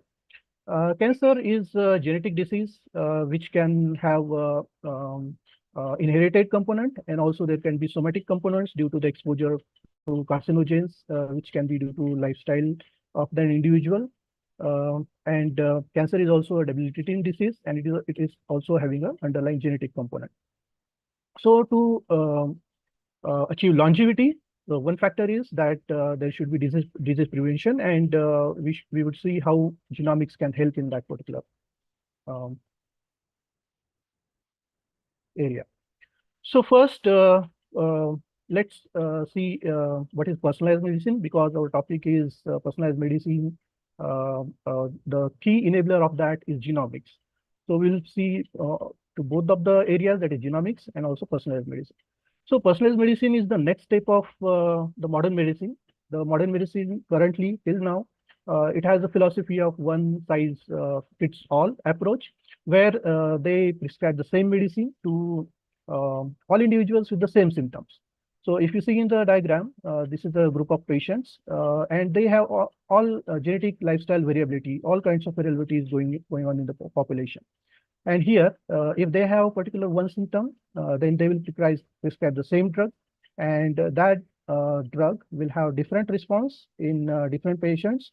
So it will have benefit to a small subgroup, whereas other subgroup will have no benefit, and some other subgroups of people will have high rate of side effects. Whereas, what is the philosophy of personalized medicine is that there is a group of patients. We know that there is underlying genetic and lifestyle variability. Can we understand that particular individual? If that individual patient is there under the treatment consideration, can we understand that person's genetic background by creating genetic reports? Can we understand that person's lifestyle and basic constitution, health constitution? And depending upon that, can we prescribe a medicine that is more suitable to that particular patient's genetic constitution? Then in that case, each of these stratified group will get their specific treatment, and that will lead to better overall response to that particular drug in all the patients. So next part is genomics, as we are using genomics for this particular personalized medicine.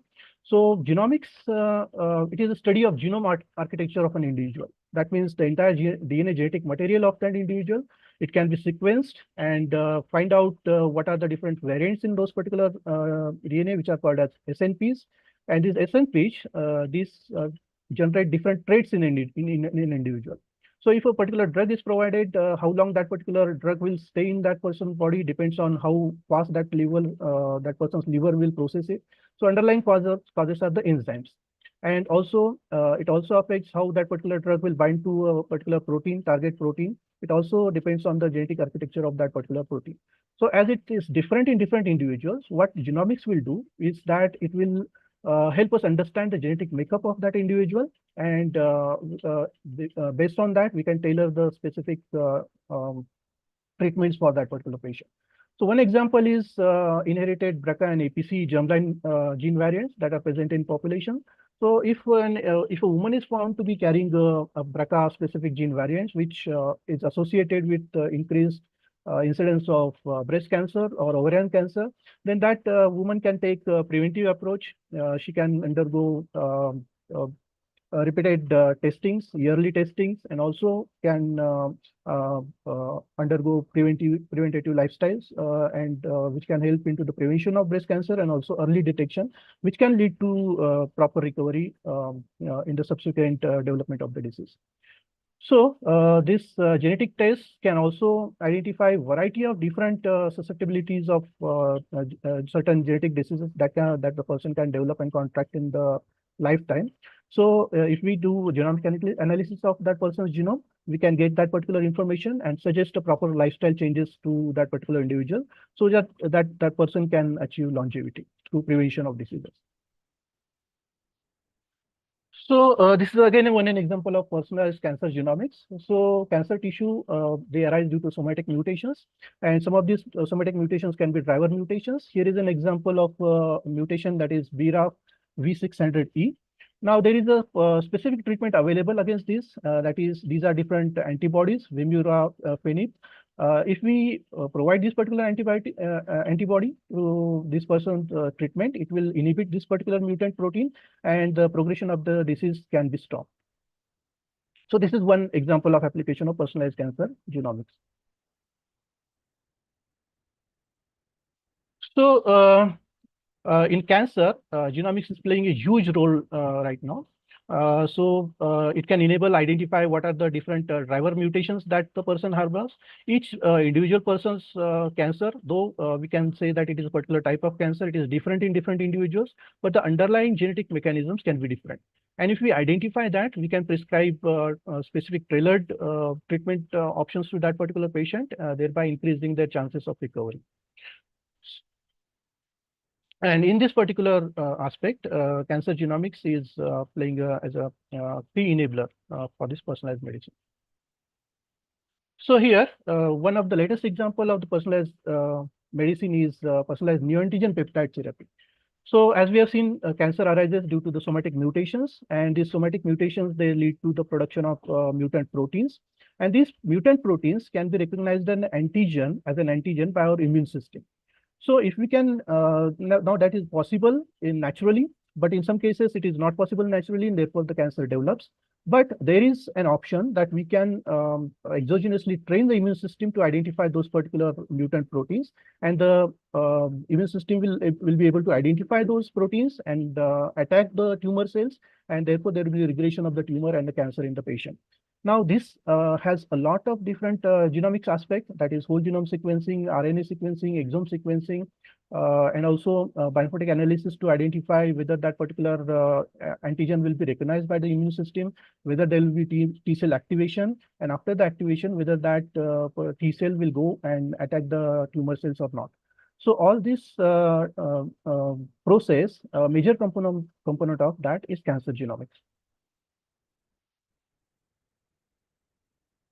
So after that background, let's come to our research that our team at Renix Life Sciences is doing. So this is a paper which is under review right now, for journal publication. So this is the overall outline of our research that we have performed. So there is cancer tissue, and there is a paired blood of that particular patient, and we do exome sequencing, RNA sequencing of those. There is an important component in the personalized neoantigen peptide therapy that that person's HLA background needs to be identified. And for that, the genomic analysis, we identify what are the HLA system that is present in that particular individual. Now, this our research aspect is that these HLA genes, which is an important tool to fight against the cancer in our immune system, is it getting affected by mutations or genomic changes or not? So here, there is a possibility that the HLA gene may get inactivated due to somatic mutation. It may get inactivated due to chromosome 6 loss, where this HLA system is present. And also there could be small deletions of those particular HLA genes, which may lead to the loss of the immune system's ability to fight the cancer cells. So here we have found in different number of samples. We studied 24 samples, and these are the different tumor samples in which we have identified there are mutations present. Most of these mutations were present in the intronic region, and one mutation was present in the exonic region. Though this mutation is found to be benign, but there is this result suggests that these HLA genes can also be target of mutations, and therefore this HLA system can get inactivated, adversely affecting the immune system to fight the cancer. Here are the 24 samples that we analyzed. Each of this HLA, and its result has been color coded, and we have studied it by using different softwares in order to increase the confidence in the HLA that we have deduced. Now, if you can see, in certain places, we have identified those are indicated in the star. So if you can see here, in the normal, it is in a heterozygous state, but in the tumor, it is one copy has found to be deleted. So therefore, there is a loss of this particular HLA copy in this particular sample. So in some cases, entire all three are seem to be lost, but in some cases, only some individual HLAs out of HLA A, B, C are found to be seen lost. There is also possibility that there could be a chromosome 6 deletion. So as you can see in this particular case, chromosome 6 deletion is not there, but here in this case, chromosome 6 deletion is there. What does that mean? That one set of HLA A, B, C, and HLA class 2 HLAs are lost, and those are not available to fight the cancer in the personalized neoantigen peptide cancer therapy. So coming to the conclusion, as we have seen in through the background of the genomics and personalized cancer medicine, and also the research that we have performed, the genomic analysis, it can help to identify the longevity associated genetic markers, whether the person will live longer or may contract diseases because of the presence of disease associated variants, etc. And whether the person is suitable for personalized treatment options. That information can also be gained. And this cancer genomic analysis, it can help in patient stratification in cancer molecular subclasses, so that that particular subclass specific treatment option can be provided to increase the efficacy of the treatment. And also it can help to identify personalized treatments that are suitable for the patient's genetic background. And in this way, genomics can help in the prevention of disease and recovery from the diseases, and therefore it can contribute to the longevity. Thank you for patiently listening. Thank you, Dr. Vijay. Thank you so much for sharing your insights from genomics for longevity. It's cool. Thank you. And thank you, thank you. Our next speaker is Dr. Pawan Patro. Dr. Patro is from India, obviously. He did his PhD in National University of Singapore and then did his postdoc at USC, Southern California. And currently he's a research fellow at National University of Singapore. And he will be talking on genomics, cancer, and AI and ML. Dr. Patro?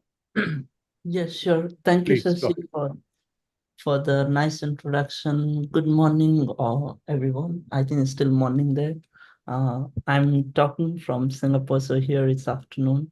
I'm a research fellow in National University of Singapore, and I would like to extend my thanks to Shashi for this nice invite. I think I'm one of the youngest speakers here, especially, but I'm not going to talk a lot about aging, but I'll follow up from Dr. Padul, who talked a bit about cancer, and I'll show you how omics data is relevant in studying cancer. So to get started, let me just give you a brief introduction about why I'm talking about cancer and how it fits into this symposium. Aging and cancer, as we know, they're two tightly interconnected biological processes, and age is one of the main risk factors of cancer. That's why it's very important to study cancer. And cancer, as we know, is one of the major challenges as well in the aging population. And I'm going to talk about how omics data has been widely used to study the underlying mechanisms of cancer. So when we say omics data, what data are we talking about? So we are talking about whole genome sequencing, exome sequencing, chip sequencing, RNA sequencing, and methylation sequencing as well. But for this particular talk, I'll be focusing on RNA sequencing and a bit of chip sequencing. RNA sequencing is basically used to determine RNA quantity and therefore analyze the transcriptome. And it's a tool for transcriptome-wide analysis as well to identify differential gene expression as well as differential splicing of mRNAs. And there are many different applications of analyzing RNA-seq data, and one of them is QTL mapping, otherwise known as quantitative trait loci mapping, which I'll be talking in greater detail about. And then the other applications are transcriptome-wide association studies, differential gene expression, which is commonly used from RNA-seq data, and of course, the recently trending single-cell RNA-seq as well. So on the project that I'll talk a brief about few projects. So the first project that I'm going to talk about is QTL mapping and glomerulus loci. This is a paper that I did during my postdoc at University of Southern California. It's published in Frontiers in Genetics in 21. So the main objective of this project was to prioritize potential target genes and functional SNPs of glomerulus loci through QTL mapping, basically quantitative trait loci mapping. So let me give a background. So gliomas basically are one of the most devastating and rare cancers, and they're ranked first among all cancers in terms of average years of life lost. And GWAS, which are basically genome-wide association studies, they had identified 25 risk alleles for gliomas. So we are studying all those 25 risk alleles. And molecular mechanism of these glomerulus were conferred by these variants are unknown. So the previous analysis that was done using eQTL provided limited insights, and there was a need for a larger QTL study and meta-analysis of QTLs, which to give a comprehensive evaluation. And though for those without eQTLs, the thought was that maybe it could be coming from alternative splicing. So we wanted to study RNA splicing as well. And so, and as we know, RNA splicing is the most abundant within the brain, and it also plays an important role in the normal function and development of the CNS. So adding SQTL to the splicing to the expression may lead to the discovery of alternate mechanisms that may not be explained by the eQTL study alone. So we are studying both the splicing and the expression. So what exactly are QTLs? QTLs are basically regions of DNA associated with a particular phenotypic trait. So when we talk about expression QTLs, they are QTLs that control expression of mRNA transcripts.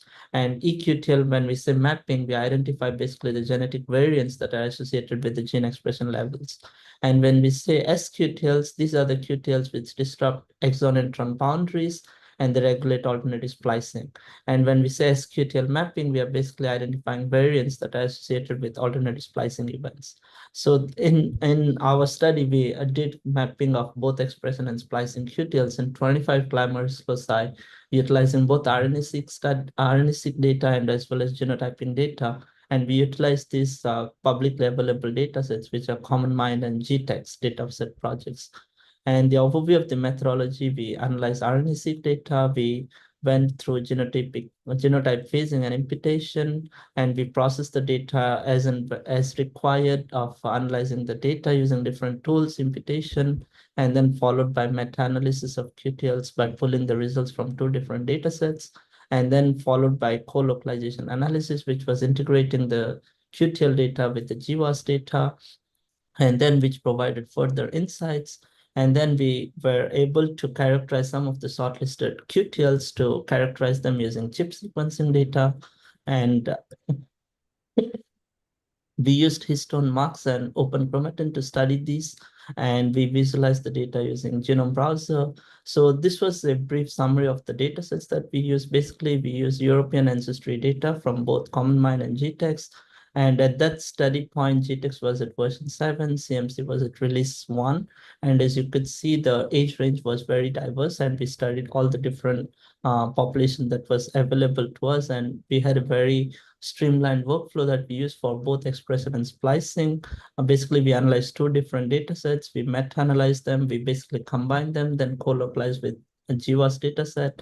And at the end, we identified 15 eQTLs and 32 splicing QTLs. And these are the list of significant QTLs that were found. So these are the different genes, as you can see in the target gene column. So these are very important genes that were identified using our study.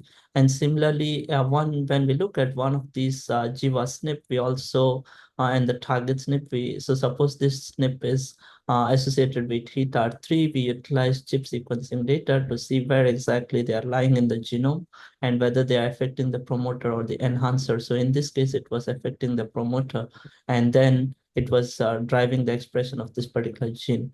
So basically, in conclusion, what we found from this study, sorry, is there a question? Oh, no. It was Okay. interruption. Ignore it, please. Yeah, so in conclusion, this study identified alternative RNA splicing as a potential mechanism that may provide additional explanation for the functional basis of different risk loci of glioma. And this study also showed that functional variants that may influence total transcript, which is like RNA abundance as well as spliced isoforms, and the target genes may differ in both different types of loci with different types of QTL. And finally, the meta-analysis identified comprehensively target genes that may serve as a reference for future functional assays. And the second project is similar to what I talked in the first one. And here we focused on, rather than just all the loci, we focused more majorly on one particular loci, which was very relevant as well. And the hypothesis here was that the SNP could be impacting the activity of an enhancer, leading to altered expression of nearby genes. So to give you an introduction about this one again, so GWAS identified a lot of risk loci, but we are focusing on 20q here because the mechanism underlying this association was unknown. And then the putative enhancers containing functional SNPs were tested in the wet lab, and then we further validated it using one of our dry lab association. And then the idea was to study this enhancer, which contains a SNP and it exhibited allele-specific effects. And so the deletion of this enhancer by CRISPR-Cas9, as you know, which is like widely used in genome editing. So if we did that using GPM cell lines, it correlated with altered expression of several genes, including the list that I mentioned here, especially STMN3. And so to give you a brief background of what was done here on the dry lab side, we did QTL mapping and co-localization analysis, and we followed up with QTL mapping, which was similar to what I've shown before. And then we showed how the association between the different functional variant and the expression of cis genes. And then we did the mapping using 3 different contexts, basically adult postmortem brain tissue without any neurological diseases. This was in the control setting, and in the early neurological development, which were like newly born kids, and then the wild type adult glioma as well. So the methodology was similar to what we had used previously. So the data sets used was CMC without the neurological diseases. So this was the control data. And then we used the UCLA data, which was University of California, Los Angeles. They had the post-conception fetal tissue. So we used the data from there, and the TCGA data for adult wild type glioma as well. And the processing of RNA-seq data was similar to what was explained previously. So just in brief, so we obtained the files from different databases, and then the alignment was done using STAR. And then we used the different tools to carry out the gene level counts and processing them. And then the filtered counts were processed using R packages. And for the genotyping data, we took the data from array of CMC and processed them and imputed them as needed. For association, we did linear regression. And then the specific target genes were discovered and then by quantified as well. And the covariates used were some of these: age, gender, RIN scores, and all that. And then the same methodology of regression was used for eQTL mapping and all the different data sets as well. So all the QTL analysis were hypothesis driven, so we did not do type 1 error adjustment as well.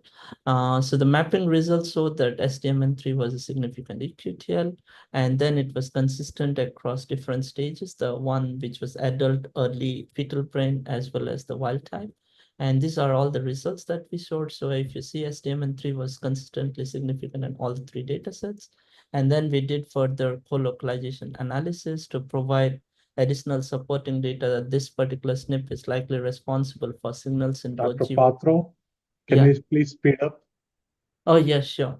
So it is responsible for both GWAS and QTL analysis, and we integrated GWAS and QTL data using CoLoG to evaluate the posterior probability. Basically, it shows that whether the genetic association with gene expression is driven by the same variant or not, and then whether it's driving the GWAS association or not.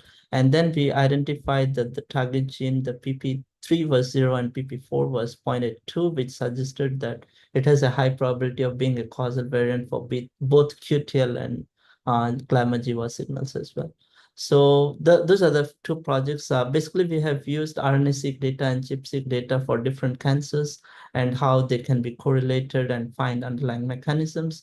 So there was this other paper with Dr. Keshri as well, which I'm not going to talk about in the interest of time, but however, if you have any questions, I'm happy to answer. To thank firstly Dr. Shashi for inviting me, and it has been a pleasure, and I think this is a great symposium. I'm learning quite a lot about aging as well, so I'm happy to be part of this. And my supervisors, obviously, at University of Southern California for these wonderful projects and funding. and supervisors and research mentors at NUS, where I did my PhD, and I'm currently working there as well, and collaborators at University of Virginia for their wet lab support and projects. Thank you, everyone. Happy to take any questions.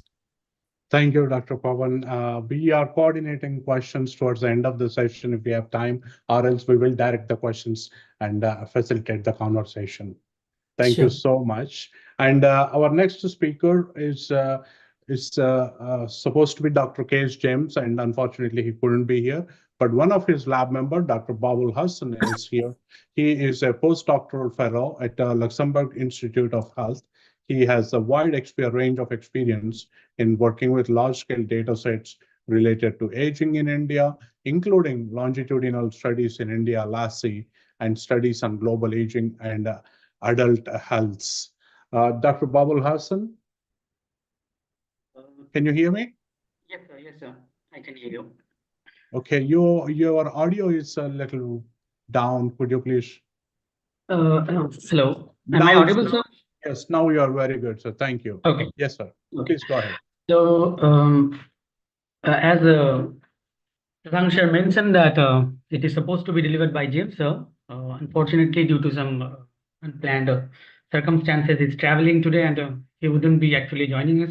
He actually asked me to present the work. So I will try to deliver what James sir intend to present in this forum.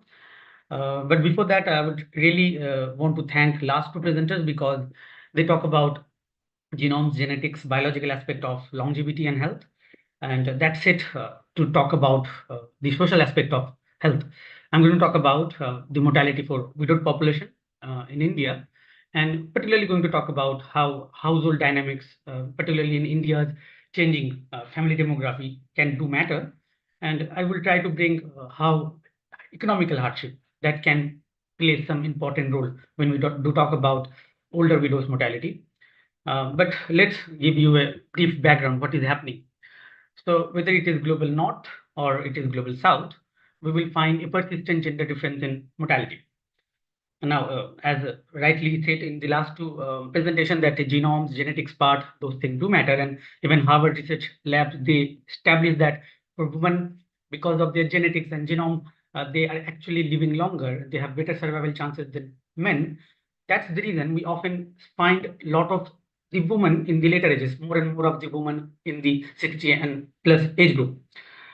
And that is the reason we can say that there is a feminization of women or in the later ages. But one thing we must look into that, if we bring the civil status in that, we will find most of these women are widowed.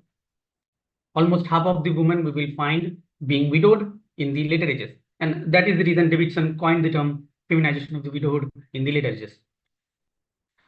If we look the Indian scenario, as per the Lumba report, there was almost 245 million widowed women in world, and India alone accounts for 17%. The latest census, the 2011 census, rightly mentioned that there is a huge number of widowed women in Indian demographic. Almost 43 million widowed women are there. And if we go by the age group, almost 48% of the women who age 65 and above in India, they are widowed. And it is significantly higher than men counterpart. Only 8% and 15% men who age 45 and 60 being widowed were there in 2011. And that makes widowhood is most prevalent civil status among women in later ages. And this is not the end, because the 2050 projection for widow population also highlights that we expect to have more and more number of widowed women and widowed population in Indian demographic. But the discussion can be stopped here. But we must acknowledge that widowhood has a long streak. There is social, economical, and health-related disadvantage which are being documented globally as well as in India, which suggest women, particularly because of their widowhood status, suffer more. If we look at the recent evidence highlighting the economical aspect or food insecurity related aspect, we will find more and more of the widowed women, if they are heading the household, they are at the poorer economical status. The mean income, the mean annual household income, has been found to be a bit lower among the widowed headed households if they are women. Even food related insecurities has also been found more among the widowed women compared to their men counterpart. Even if we do look at the health aspect, whether it is physical health, mental health, or even the perceived health, we will find that older widowed women, they are actually suffering more. For example, the recent LASI data for 2017-18 highlighted that if a 60 and above older woman is there, then she has almost 3.7% more multimorbidity, 4.6% more self-reported health, and 2.4% more depressive symptom compared to their marital counterpart. And it is interesting because why a woman being just widowed should suffer more. And although these are being now tested, Indian literature on focusing on social aspect of health is actually try to delve into that, try to understand why this is happening.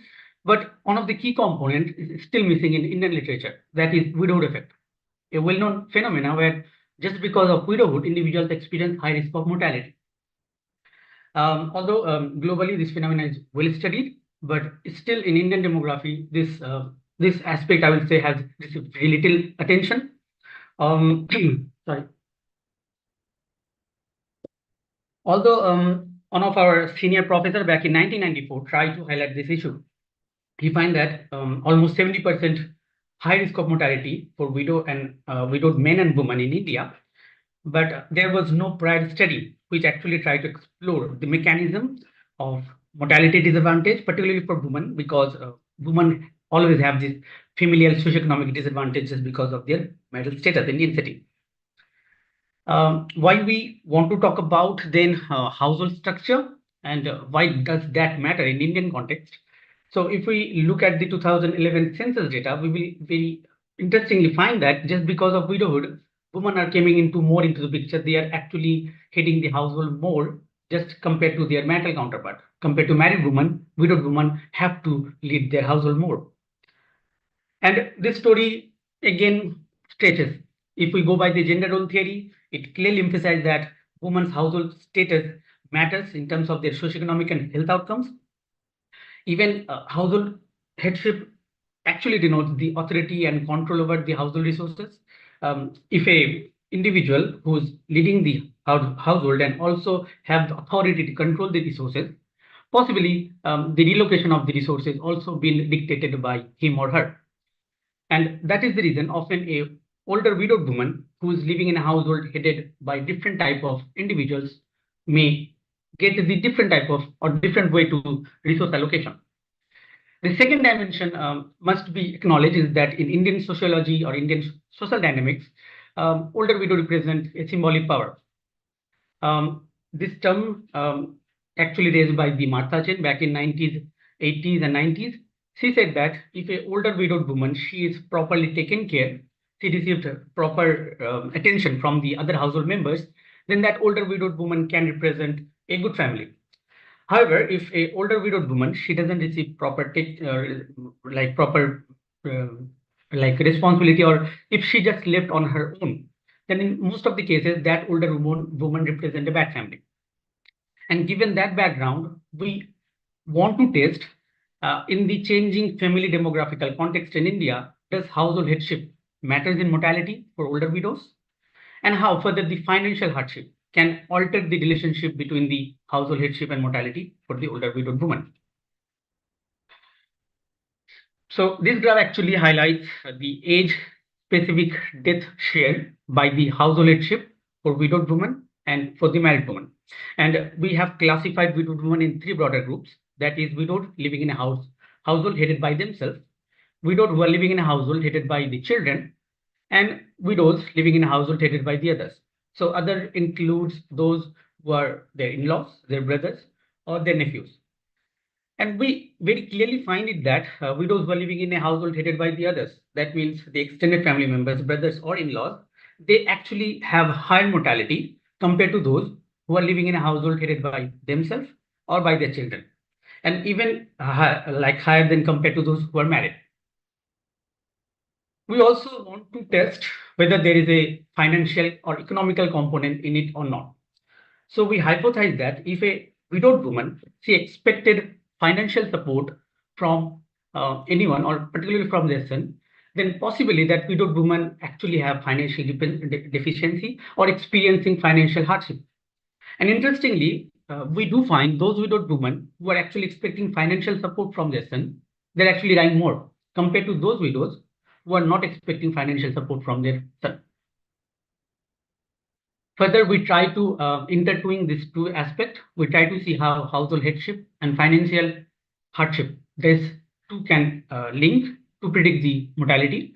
And very interestingly, we find if a older widowed woman, if she actually she is the head of household and also expecting financial support from their son, then possibly in the most cases, she will have higher odds of mortality compared to her counterpart.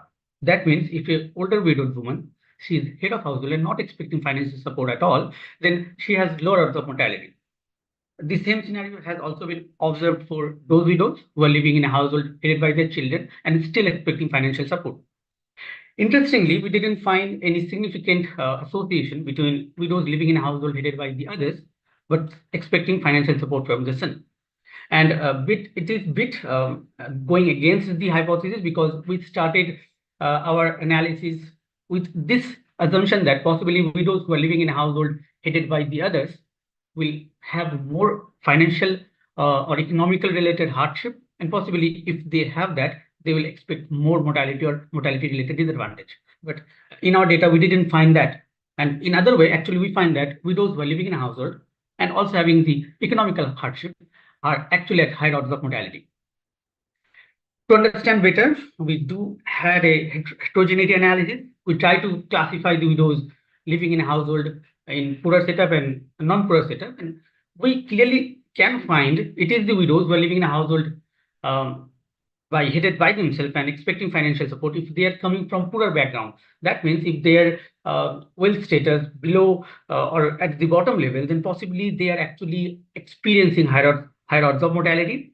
However, this association completely get diluted when we focused on widows living in a household headed by their children or widows living in a household headed by the others. So the subsample analysis actually continue to hold our hypothesis that household headship to reduce the odds of mortality, but if or in this scenario where we don't have any financial expectancy from the son, that means they don't have any financial hardship or experiencing any economical crisis. So what we want to conclude that our results indicate initially, if we don't control anything, that widow, if they're living in a household headed by the others, brothers, son-in-law, grandson, or extended family members, then they will possibly experience the high mortality ratio. However, upon the introduction of financial hardship, it completely changes the dynamics. Further on, analysis very clearly suggests if a widow experiencing financial burden or hardship and living in a household headed by themselves, then for them actually it is more mortality disadvantage compared to the other categories. And this is more prominent for those households where the economical status is also further lower. And given this share of widows in total population, as the 2050 UNDP report very clearly suggests that we are going to expect almost 80 million widowed population in India, we need to keep in our mind that the policy and program should be in the line considering the needs, just not at the individual level, but at the household structure level, at the family structure, at even the intergenerational aspect, how that can actually trickle down the benefits and that can affect the health, ultimately the mortality for the older widowed woman. So with that, I will end my presentation and thank you. Thank you so much, sir. And that concludes our session. Let me thank our esteemed speakers and the topics they covered. Professor Shivaraju covering positive aging and looking into purchasing capacity of elderly and the importance of engaging in activities and intergenerational bonds. And Professor Charu Monga covering, highlighting the physical, perceptual, and the cognitive limitations and focusing on design in therapeutics, cognitive simulations, and the dementia, and how small tasks help and importance of gamification. And Dr. Bhatt covering spirituality, religiosity, and redefining aging. And then Dr. Vijay focusing on longevity and genomics, and Dr. Patro focusing on aging and cancer, and Dr. Bowell, mortality in older widows. Very, very, very kind of you guys to sharing your insights. Thank you so much. We learned a lot. And with that, we will end this session. The question and answers we will forward, if any, and unfortunately, we are running over time. So with that, we will conclude this session. And the next session, the chairperson, Dr. Bansod, will introduce. Professor Bansod. Yeah, thank you, sir. So Thank I you. think without break, let us go with the next sessions. That is the technical session number 4. So today we have the chairperson, Professor Vandana Gupta here. I hope, ma'am, chairperson is there. So let me introduce Professor Vandana Gupta. She's a professor at Ramlal Anand College, University of Delhi. She has a PhD in microbiology from the University of Delhi. She has been involved in teaching microbiology to BSc Honours Microbiology students since 1998 at Ramlal Anand College, University of Delhi. Thank you, ma'am, for your kindly agreeing to chair these technical sessions. Over to you, ma'am. Thank you. Thank you so much. Thanks for giving me this opportunity. I would like to take this opportunity to thank the organizing committee for this opportunity, and of course, very insightful sessions that are going on are absolutely an addition to the knowledge to all the participants and even the chairpersons who are chairing the session. So now we start with the technical session 4 for today, which is for this conference that is conducted by Longevity Asia, Living Longer, Living Better, a symposium on longevity and health. I guess there is some disturbance. Probably some work is going on in the institute here. That's yes. Okay. So the first speaker for today's session is Dr. Vivek Tripathi. For some reason, I just received the details of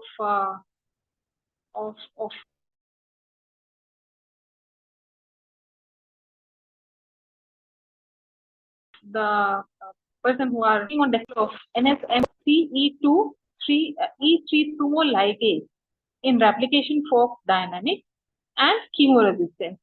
Insights from Indian breast cancer clinical samples and cellular model studies.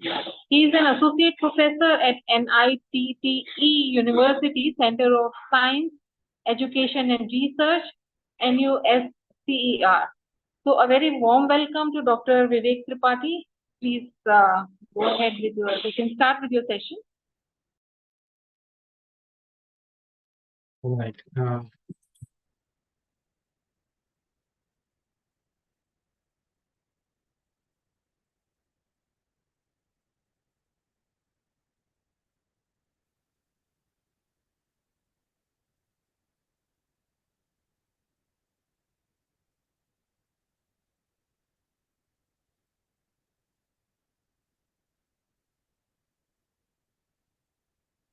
I hope you Yes, could sir. see the screen.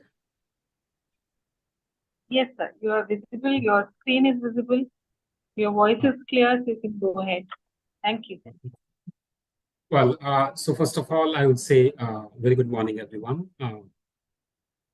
And of course, thanks to the organizers and Chairperson, Professor Gupta, for this opportunity to speak at the Longevity in Asia Forum. So coming straight to the topic without any further loss of time.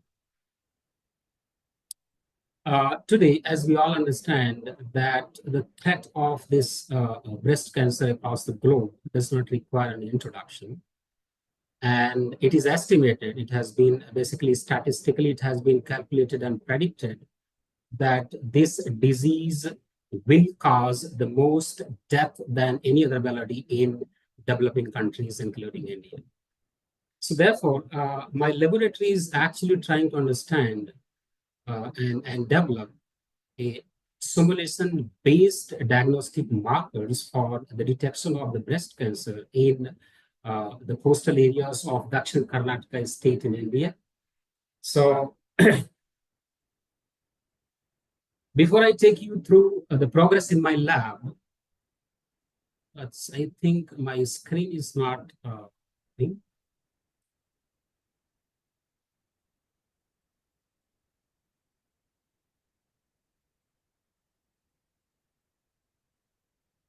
I think there's some technical issue because the screen is not moving. Could I stop sharing and reshare it? Okay, let's give it a try.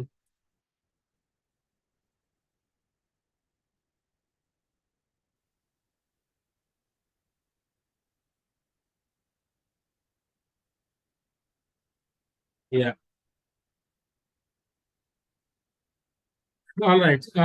So before I actually take you through the progress, the research progress in my lab, I would like to bring your attention that why exactly we are focusing on this somolation enzyme-based development of these diagnostic markers for the detection of the breast cancer cells.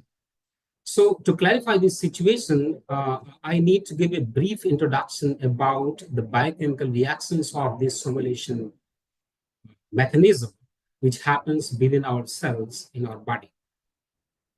So actually the simulation reaction starts within a cell with the synthesis of a precursor molecule and that gets processed by the sumo-specific proteases to generate basically the diglycine residues at the C-terminal tails of these sumo molecules. They are actually very small in size, approximately 90 amino acids to 110 amino acids in molecular weight, approximately 8 to 10 kilodalton. They are such a small molecules.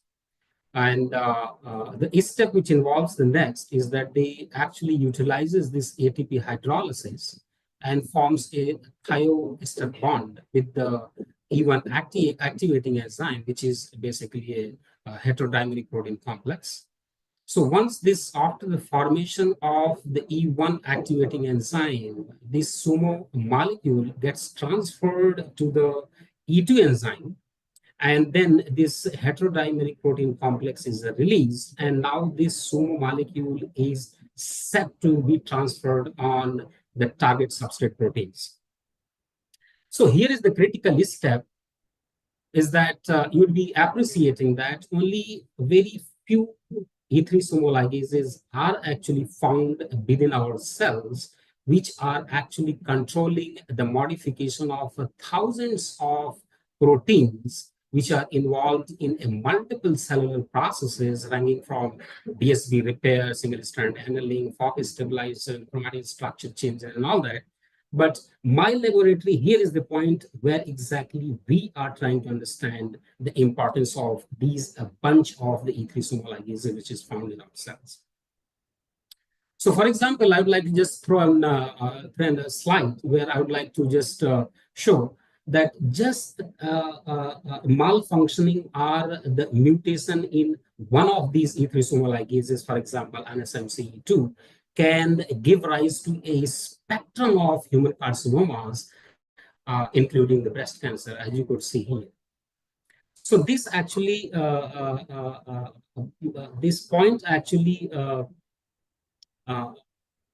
was the reason where I thought to explore in a detail, because this information which is coming from the TCGA database is still has not been having any clinical implications for the benefits of the cancer patients. So therefore, I to explore the potential of this enzyme as a diagnostic markers, I collaborated with our hospitals, that is the Justice K.S. Hegde Charitable Hospital, where the patients are mostly admitted from the rural areas of, in neighboring areas of the Mangalore city, as well as some parts of the Kerala as well. So how strategically we try to understand whether NSMC2 actually can be exploited as a diagnostic marker, since the breast cancer is such a heterogeneous disease.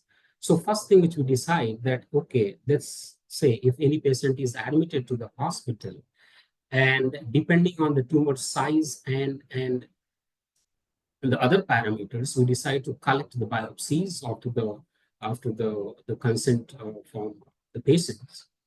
And then the next challenge which comes is that immediately profiling of the nature of these tumor cells so that we can take a further decision what to do next to save the life of this patient. So what exactly we do, we quickly actually profile whether the tumor is ERPR positive or ERPR negative, depending on the Ki-67 proliferation index.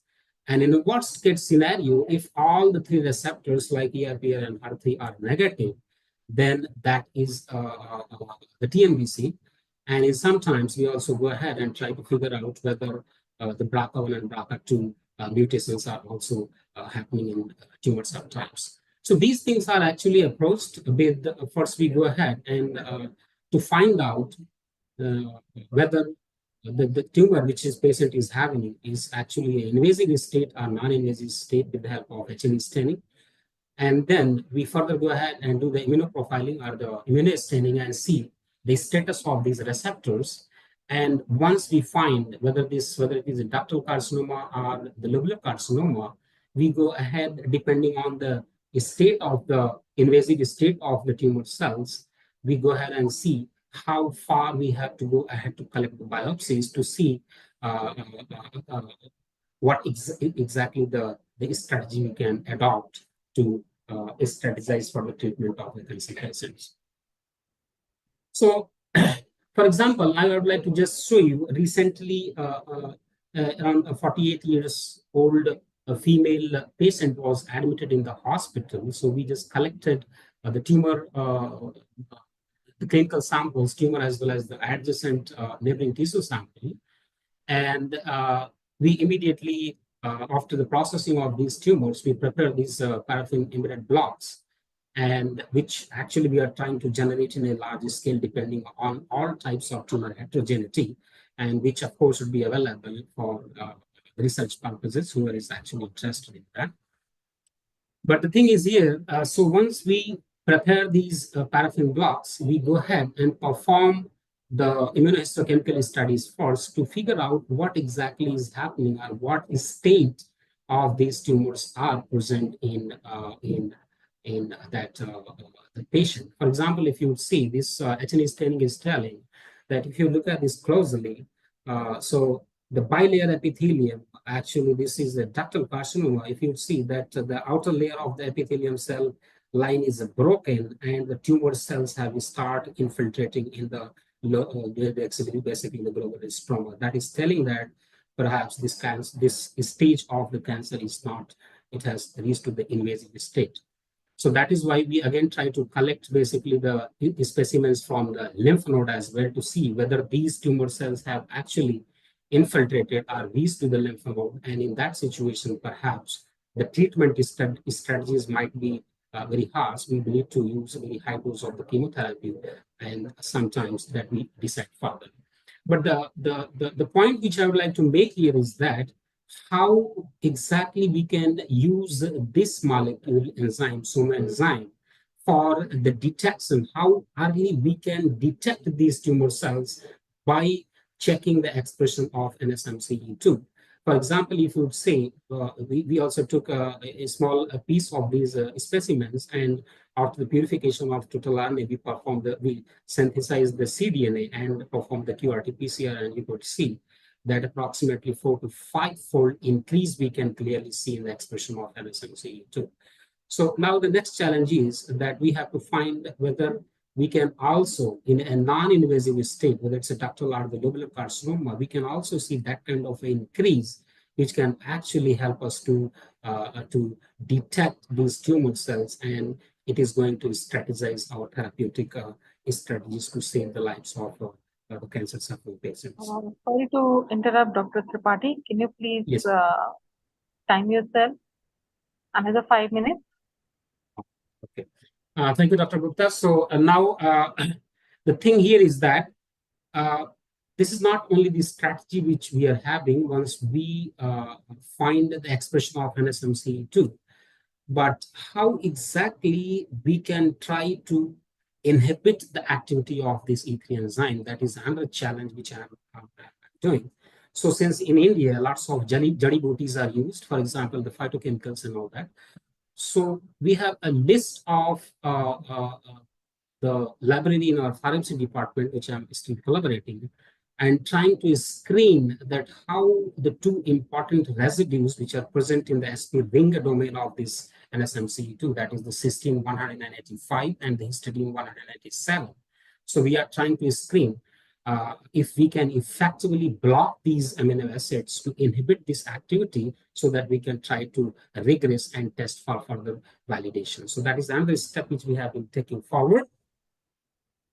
So that is not only basically the focus of my lab. In parallel, we have been also trying to perform a basic research in the lab after getting a very intensive research exposures from during my PhD work from the IGBMC University of Strasbourg, France. And then I also from the lab of Dr. Sagar and Dr. Arnav. Here, what exactly the angle which I'm trying to understand at the molecular level is that the NSMC2's role in the replication fork dynamics. Because sometimes what happens in the TNBC cells, due to the absence of all three types of receptors, they are very difficult to treat.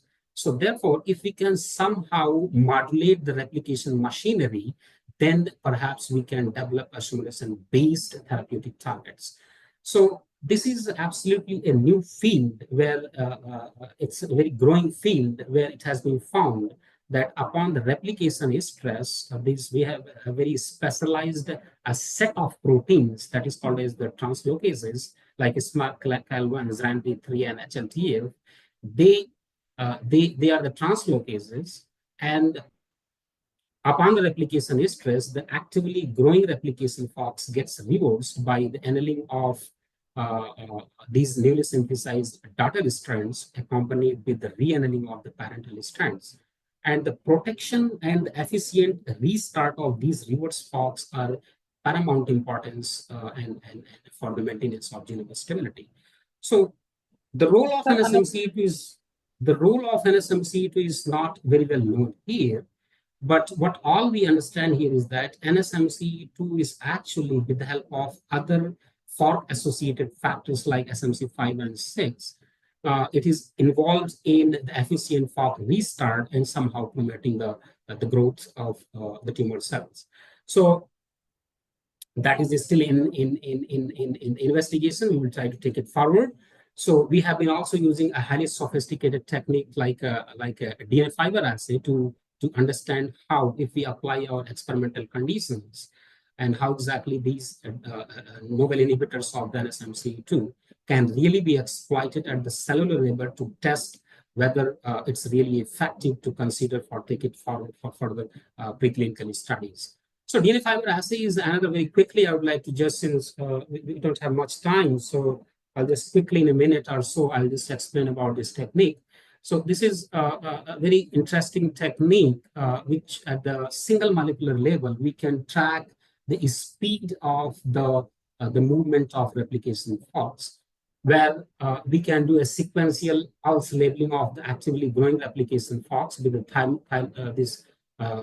thymidine analog CND IDU, and then with the chemical process, like we can spread these DNA fibers on a 45-degree angle, followed by we can perform the immunostaining, and we can detect the length of DNA fiber spreads, as you could see here. So these are actually the individual replication forks, and this is telling the labeling of the first label CLDU and IDU, and that basically is telling, and depending on the statistical analysis, we can calculate the movement of individual replication forks in micrometer per minute. So these are the different types of experimental conditions which we'll be applying to investigate how effectively we can prove whether the NSMC2 can really be targeted for such kind of, not only for the identification of the breast cancer in early stages, as well as at the molecular level, where exactly NSMC2 is having its involvement in the modulation of replication fork dynamics. So I think I will stop here since we do not have much time. So in acknowledgements, I would like to say I have a bunch of people in my laboratory, very talented people. And of course, I would like to acknowledge the collaborators, Professor Dr. Anirban Chakravarti, who is now Director of the Institute, and Dr. Vinay from the hospital, and Dr. Praveen from the pharmacy department. And currently, I do have a financial support from the university seed money to start my lab. And of course, I'm interested to get more external fundings in near future. Hopefully, we'll do the more exciting work and share with you guys. Thank you very much for your attention. Thank you. Thank you, Dr. Vivek Tripathi, for very insightful work that you have done, and a very, very elaborate talk on that. And it's really intriguing to know the role of this particular sumo ligase in breast cancer, and the way, the approach that you're using to target it. And probably you are also looking for inhibitors to inhibit this specific ligase. So probably perhaps we'll have a drug, a new molecule coming up from your lab in coming future. Good luck for that. Good luck for that. And with this, we'll move to the next speaker of the day, Dr. Archana Tiwari. Ma'am, are you there? Good afternoon. Good morning, everyone. I'm here. I hope I'm audible. Hello, ma'am. Yes, I hope I'm audible. Yes, you are audible. And my slides are Yes, also ma'am. visible. Yes, your slides are also visible, so you can please go ahead with your presentation. Thank you. Thank you so much. Thank you. I'm Professor Archana Tiwari, and I work on microalgae, particularly diatoms. So this talk would be focused on combating age with algae. So aging is generally, it includes the natural and the gradual process through which we become older at molecular level, at cellular level, and also there are so many systemic changes which are occurring in the body. So the body functions, the efficiency changes in due course of time, and the biological factors which are involved in aging include the accumulation of ROS, the telomerase shortening phenomena that we see at the cellular level, and also the mitochondrial dysfunction, which leads to reduced cellular function, and inflammation that accelerates the tissue degradation and age-related issue. So why algae and how algae can be utilized? So algae has gained a lot of attention in the coming 2 decades because they can be a natural solution to combat aging, because they are rich in a lot of bioactive compounds that we find, which include antioxidants, various essential fatty acids, amino acid, nutrients, and they also help in neutralizing the oxidative stress which is generated and promote a better cellular health. So they can be utilized in anti-aging treatments, both as a nutraceutical and also as a cosmeceutical. So the algae-based supplements which are available in the market, they are basically extracted from spirulina, chlorella, hematococcus. So we have astaxanthin powders which are available in the market. Though the products are very less in number, but still these supplements, they help to combat oxidative stress, improve the skin elasticity, and also provide a lot of source of vitamins and antioxidant. And also we have spirulina based protein powders in the market. So algae derived nutraceuticals, they can be used to support healthy aging, and they can protect age-related diseases. Also, they can be beneficial in promoting better skin, better hair, and overall wellness. So one aspect is we have algae-based health supplements. Another aspect is we have different products which prevent or delay aging. Another interesting fact is they can be utilized as a good source of cosmeceuticals. So there are different algal extracts which are used in anti-aging creams, serums, body lotions. So why they are used is we can these algal extracts, they help in reducing the wrinkles, they help in better skin hydration, and also cyanobacteria. They produce UV protectants and natural compounds like MMA, which can be used as UV protectant. So that can be a natural source. The marine-based algae, they have higher rate of production of metabolites. So the serums from marine algal source can be used for collagen production, for skin tightening, and also for a premature, aging that is accelerated due to pollution, stress, and UV exposure. So what are diatoms? They are a specified class of microalgae, and they contribute to 40% primary productivity. They are rich, better sources for fucoxanthin production, which is a carotenoid. We have a range of hydrocarbons which are produced from diatoms, also different phenolic compounds and flavonoids, which have great therapeutic value. So these organisms are explored for new food supplements and also as nutraceuticals. So in this study, what we have tried to do is understand what are the different products which can be synthesized from diatoms, and how we can enhance the productivity of these compounds. So these three species that I have mentioned, Thiocerosera phosphorgi, Skeletonema manneroi, and Kitaceros gracilis, they were isolated from Visakhapatnam and Rameshwaram coast. And when we brought the water samples to Delhi, we initially cultivated it in the standard F2SI media with a standard 100 micromoles of light, and provided them 25 degrees temperature so that the growth can be accelerated. So the water analysis was done, and we tried to mimic the similar kind of marine waste to marine seawater composition so that we could grow the diatoms. And once we could see the brown colonies on the petri dishes, we did the SEM analysis to get their ultrastructure, and the size was determined. After that, molecular studies, they confirmed the existence of these species. So the cultures were purified in the laboratory, and further we investigated the metabolites which are present in these extracts. So the pigment estimations were done using acetonic extract, and for HPLC, we use methanolic extract for putting the sample in HPLC. So the carbohydrate and the protein estimations were done using standardized method.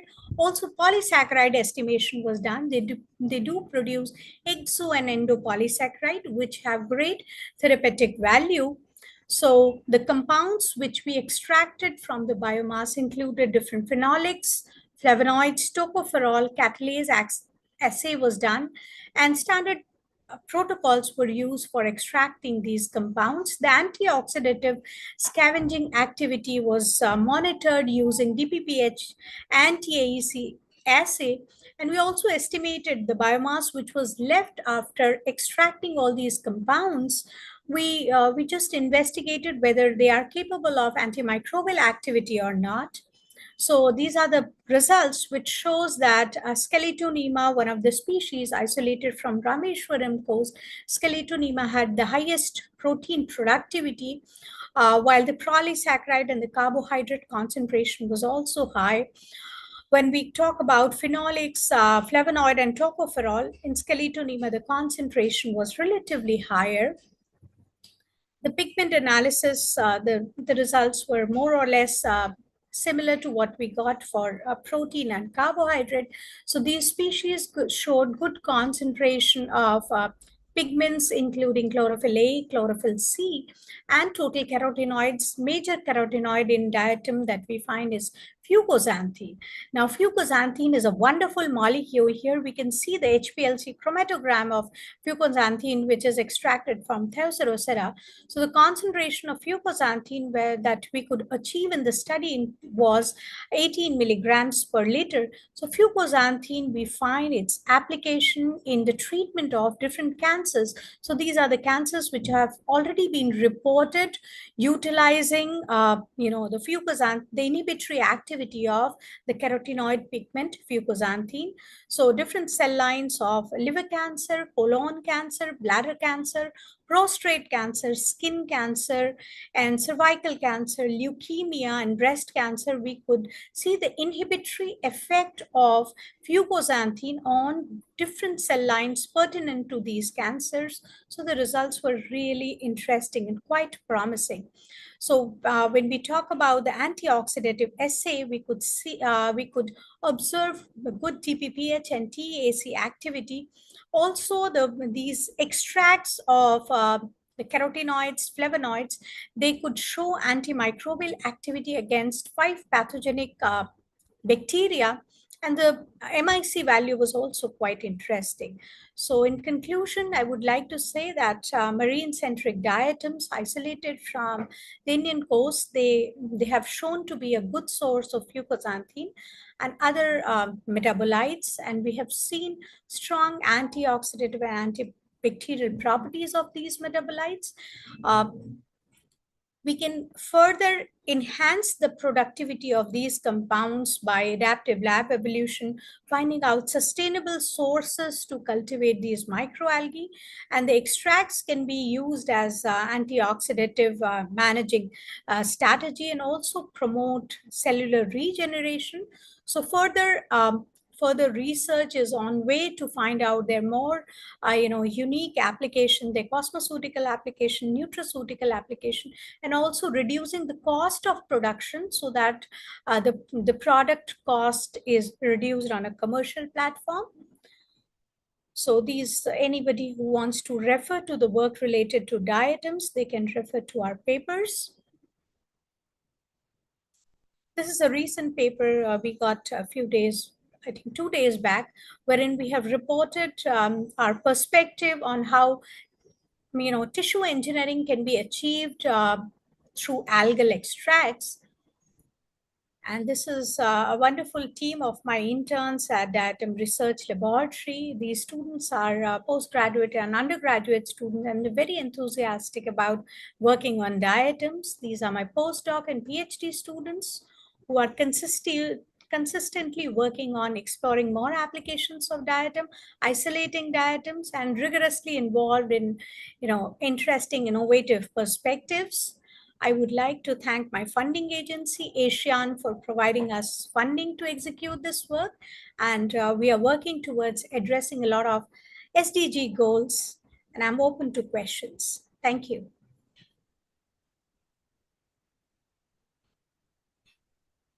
Thank you, ma'am, for such an interesting talk. It is really insightful. It is really intriguing to know the role of microalgae and particularly diatoms, from where you have cited some of the species, some of the genera like Chetoceros, etc., and the role of fucoxanthine in alleviating cancers, which has already been reported for so many different kinds of cancers. So thank you so much. We will be open for question answer sessions at the end of this particular technical session. So I would like to thank the organizer and the session chair. Thank you. Thank you, ma'am. So with this, I would like to invite our next speaker for the day, Dr. Ashoka Hadgali, from BMS College of Engineering. Dr. Ashoka? Yes, ma'am. Good afternoon. Can you please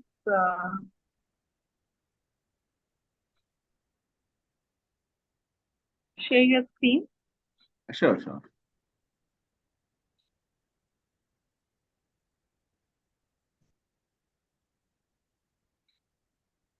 No. Is it visible? Yes.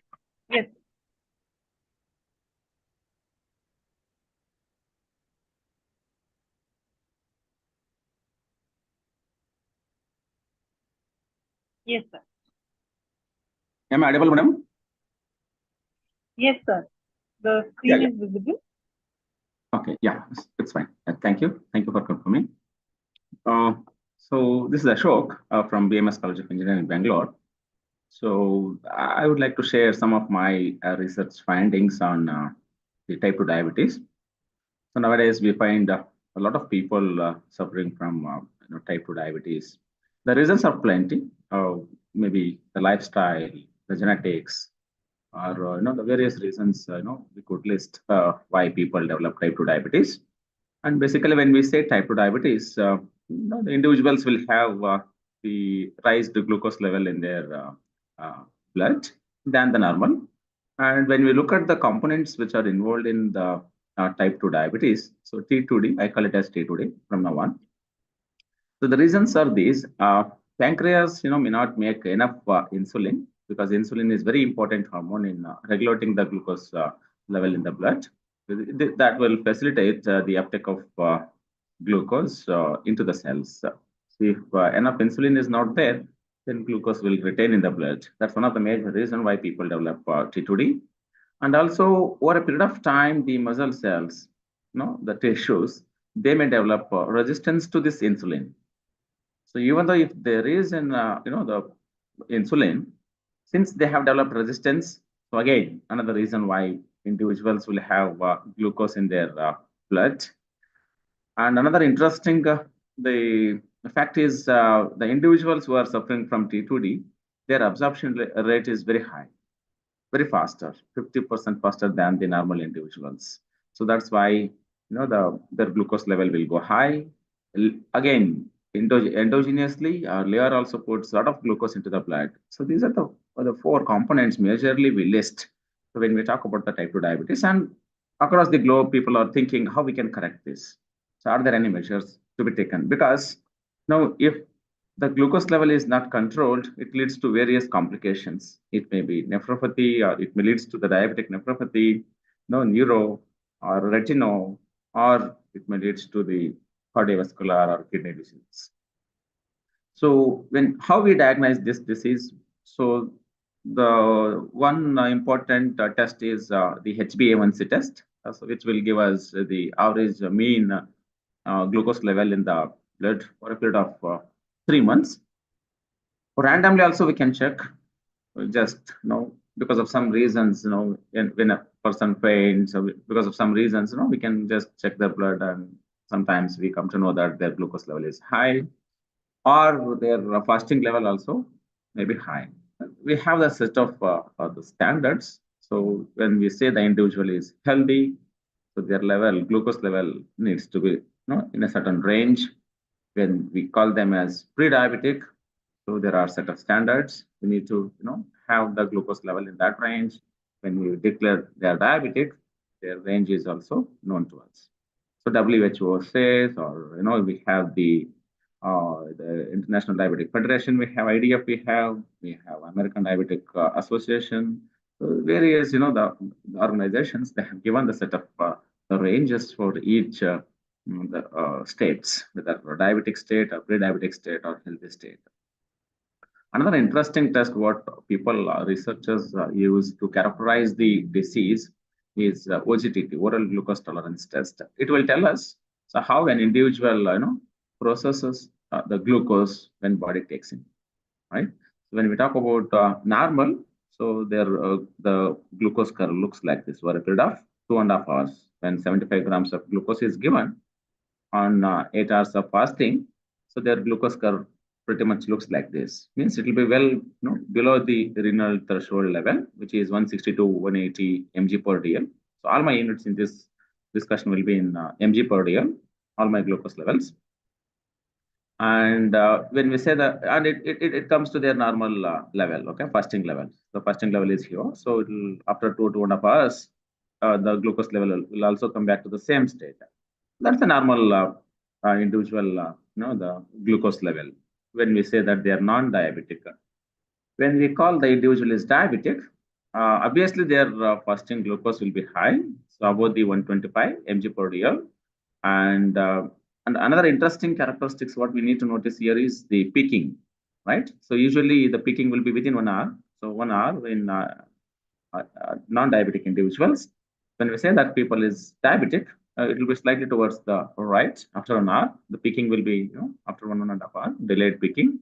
And it will not come back to its original level, right? It will be well above the renal threshold level. So we call them as diabetic, mildly diabetic, moderately, severely diabetic, based on the amount of glucose they have, right? So no diabetic, it's around 5.6 millimoles per liter. When we convert, it's 100 mg per dl. 100 to 125 is pre-diabetic, 125 and above, 120 from 126 onwards. So we call them as diabetic. Individual is diabetic. Fasting conditions. Post-prandial, I mean after 2 hours of taking food, so it's up to 140 is non-diabetic, 140 to 200, 199 is pre-diabetic, and above 200 is diabetic after 2 hours. This range, right? So we just measure fasting at 1 hour, then at 2 hours post-prandial. When we look into the literature, so a lot of people have put a lot of efforts to bring these people, the diabetic people, to the normal range. How we can bring them to the normal? Obviously, we have a lot of medicines available in the market, which we can use. But nowadays, we are looking into the sustainable, solutions, so that we can reduce the side effects of using these English medicines. So people are looking into the natural ingredients. So how we can make use of natural ingredients to bring down their the elevated glucose level to the normal level, right? So sweet potato is being used to bring down their normal level. So what they do is they give systematically these natural ingredients. When I say natural ingredients, it could be, the aloe vera or sweet potato or saffron, or we have many. So I have at least around 50 natural ingredients, which are being used in the RCT studies, random controlled clinical trials on T2D individuals. Systematically, they have studied. They have studied at least for a period of 3 months. So they have given the certain amount of these natural ingredients to the T2D individuals, and they have tested their glucose level. Okay, so this is for the people who have taken the sweet potato. And another study, I can see here they have given the fenugreek, and they have studied their glucose level. So after giving 3 months, every day they have given 5 grams of fenugreek. Then they have tested their glucose level has come down. Then again they have tried with what you call the cinnamon and placebo and cinnamon. In any random clinical trials, we'll have a placebo and a intervention group. So the placebo and the intervention, you can see here, there's a good amount of the glucose has been reduced because of cinnamon intervention over a period of 3 months. And almond, very interestingly, so it has also shown very good reduction in the glucose level. So these are all, OGTT trials. So they have given before collecting the sample, they have fed with all these interventions, and the blood glucose level has been measured, and we have plotted before and after the interventions. So such the literature is available on the internet from the papers. So when we look at the mode of action of these ingredients, more or less they resemble our well-known the medicines. Most commonly prescribed, the first line medicine is the metformin, a biogonide medicine, which is given. More or less these ingredients are also acting in a similar way. They're also controlling, and when we look at their mode of action closely at the molecular level, so they are also trying to facilitate the uptake of glucose at the molecular level. People have also tried. They have tried on certain animal studies. They have shown that these natural ingredients like saffron have also ability to increase the uptake of glucose through several mechanisms, and they're able to sensitize the tissue to the insulin so that the glucose uptake is more, and so that the glucose level is reduced, and oxidative stress is also able to reduce. Inflammation is also, they're able to these interventions, they have multiple effects. Only thing is, it's not immediate like our regular medicines. So we need to take over a period of time, at least 3 months when we take. So we can definitely see these effects. So metformin, as I told, the similar effects. Then just since we had enough data, so I made use of this mathematical model, which is a very interesting mathematical model. It's a multi-componental mathematical model developed by Dallam et al. In 2007. So these are the ordinary differential equations for each of the organs. So since the liver is very important in maintaining the glucose level in any individual. Metformin also, try to, control the endogenous glucose production so that the glucose level is well within the range, right? So pancreas is another important organ. So insulin secretion is important. So keeping these in mind, so we have the ordinary differential equations and the respective parameters. Simple mass balance equations are written here, and I implemented these equations on the MATLAB and tried to simulate. So this is well matching with the metformin. I benchmarked the pharmacokinetics of metformin with my model and the experimental results. So our model is able to predict the pharmacokinetics of metformin. Then I have just studied the pharmacodynamics of certain ingredients. So here I've tested one of the, natural ingredient. It's your ginger, right? So we can see the first one.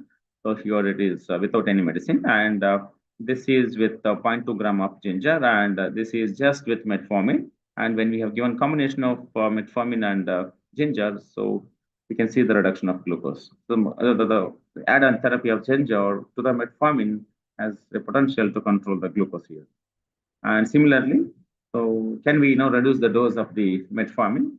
So here, when we have given 300 mg of metformin, and when we have given 150 plus 1 gram of ginger, so we are able to get a good the match with the 300 mg of metformin. So the 50% of the metformin doses can be reduced because metformin has certain the side effects like stomach upset, many some certain effects are there, right?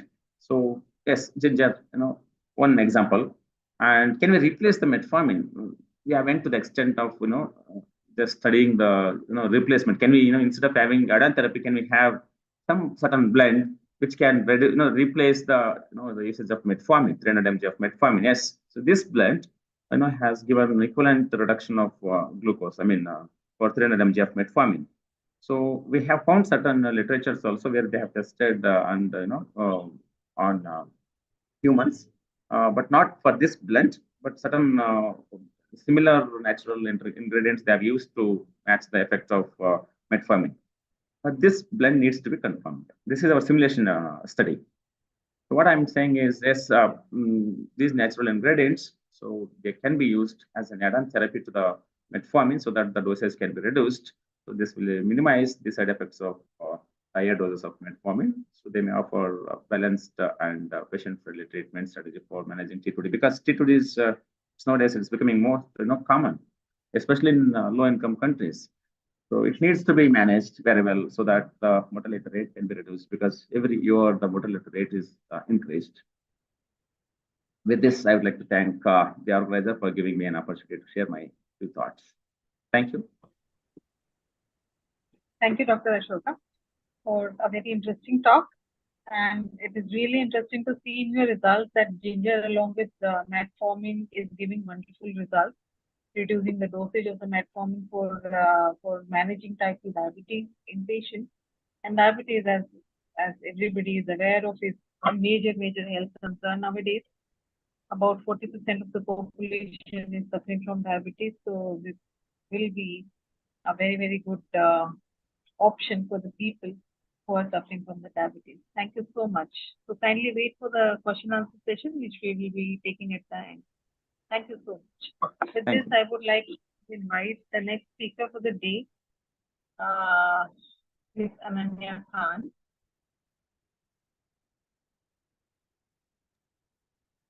Dr. Ananya, hello. are you there? Yes. Yes. So can you please share your screen? And I do not have the details where you probably are pursuing your PhD right now.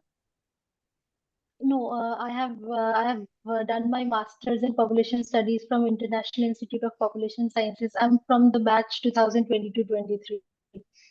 Oh, okay. You are fresh masters from there. Oh, that's great. Yes. So it would be my pleasure to hear from you on the topic that you have chosen very wisely for today's session, that is conditions of widows and cognitive ability among elderly individuals in India. Yes. Please go ahead. Good afternoon, everyone. I'm Ananya Khan. and I am here to present my study titled Condition of Widows and Cognitive Ability Among Older Adults in India. So I'll get started with the basic demographics of elderly population in India. So India has one of the largest elderly populations in the world. By 2050, this population, that is age 60 and above, will represent 2/3 of the total population. And widows represent a significant segment of India's elderly population, comprising 78% of the total widowed population. Widows are the most vulnerable section of society. Widowhood is a major source of social loss in the aging process, and they are discriminated, stigmatized, and are a victim of orthodox practices. They suffer from high level of material deprivation, limited job opportunities, social isolation, social exclusion, limited social mobility, and poor physical health. Studies shows that widowhood may be a risk factor for poor self-rated health, psychological distress, and reduced cognitive ability. Coupled with widowhood, there are other factors affecting cognitive health among older widows. Advancing age is a major contributor to cognitive decline, with older widows, particularly those above 60 years, being more susceptible to mild cognitive impairment and dementia. In India, 16% of older adults over 60 years suffer from cognitive impairment, with higher rates observed among women, especially those in the middle old and the oldest old age groups. Cognitive impairment among women in oldest old age group is also prevalent, particularly among those who are illiterate or from lower socioeconomic backgrounds. Illiteracy significantly increases the risk of cognitive decline, with rates of cognitive decline among the illiterate population ranging from 35 to 50%, and compared to 6 to 16% for those with primary education. Economic conditions substantially influence cognitive health. Poor financial status often correlates with physical and psychological limitations, exacerbating cognitive impairment. Additionally, lifestyle factors such as smoking and limited social engagement elevate risks of cognitive decline, indicating the need for supportive community structures. In Indian society, widows face multiple challenges. They are often marginalized due to cultural norms that limit their roles in the community and family. This social exclusion is compounded by economic dependency. Many widows lack the education or work experience needed to be self-sufficient, making them reliant on family members and community support. This cycle of marginalization and economic vulnerability directly impacts their mental and cognitive health. So, therefore, the primary objective of this study were twofold. First, to assess the general condition of widows in India, and second, to explore the various determinants of cognition among these women. Our study draws on data from the first wave of longitudinal aging study in India, which collected information over 72,000 individuals aged 45 years and above. For this analysis, we focused on a sample of 8,322 widows aged 60 years and older. The impact on cognitive ability has been investigated using 16 explanatory variables, which are further classified into 4 broad categories: socio-demographic, economic, behavioral, biophysical factors, while widowhood duration is kept as a separate variable. We assess these key indicators using descriptive and regression analysis. So our outcome variable, that is cognitive ability, is here is measured under 5 domains: memory, orientation, arithmetic function, executive functioning, and object naming. To assess the condition of widows, the indicators were cross-tabulated and Z-score was calculated for all the indicators. And for the overall condition, a composite standard score was calculated, which was further used in the mapping. Further, our study examines the association between cognition and 16 independent variables. Statistical significance between dependent and independent variables was determined using the chi-square test at 5% significance level. Bivariate analysis was performed through cross-tabulation to assess the status of cognition and the explanatory variables. In Model 1, an unadjusted linear regression was performed to examine cognition among widows with reference to currently married women. And in Model 2, multivariate linear regression was performed to examine condition of among widows, controlling for socio-demographic, economic, behavioral, biophysical factors, and duration of widowhood. Moving on to the results, the descriptive statistics analyzed from a sample of 8,322 widows exhibiting the major issues among them shows that older widows, 75 of older widows do not have education, 47% of them have never worked, 53% of them have hardly or never participated in social activities, and 14% of widows live alone. We found striking levels of illiteracy among older widows, especially in northern and northeastern states. For instance, in Jammu and Kashmir, 98% of older widows are illiterate. Similarly, functional limitations which impair day-to-day activities were prevalent in states like West Bengal and Kerala, where 90%, over 90% of widows reported functional challenges. Living alone is another crucial factor, and is common among widows, especially in states like Nagaland and Tamil Nadu. These women face greater social isolation, which negatively impacts their mental and cognitive health.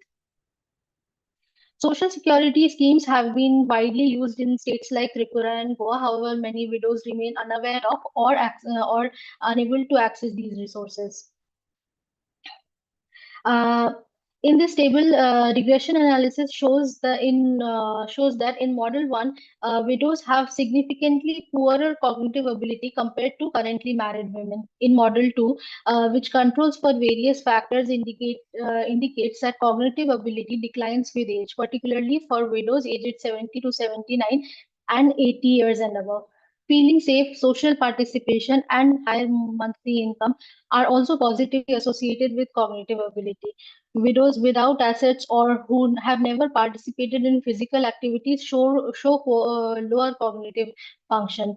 Widows who don't avail social security schemes and those who abstain from smoking or alcohol have better cognition. Finally, widows without functional limitations exhibit stronger cognitive abilities. The study shows that widowhood combined with the old age, low socioeconomic status, social isolation, and lack of assets contribute to poor cognitive ability in older adults. They experience greater cognitive decline than married women, largely due to bereavement and role loss that affect their mental health. Education plays a crucial role. Widows with higher levels of education exhibited better cognitive abilities, while those with no formal education were at a higher risk of cognitive decline. Similarly, economic security, including asset ownership, is a crucial factor in maintaining cognitive health, as financial stability reduces stress and ensures access to healthcare. The findings show that widowhood, old age, and low socioeconomic status are the key risk factors for poor cognitive health. Social exclusion further amplifies these risks, particularly in societies where widows are marginalized.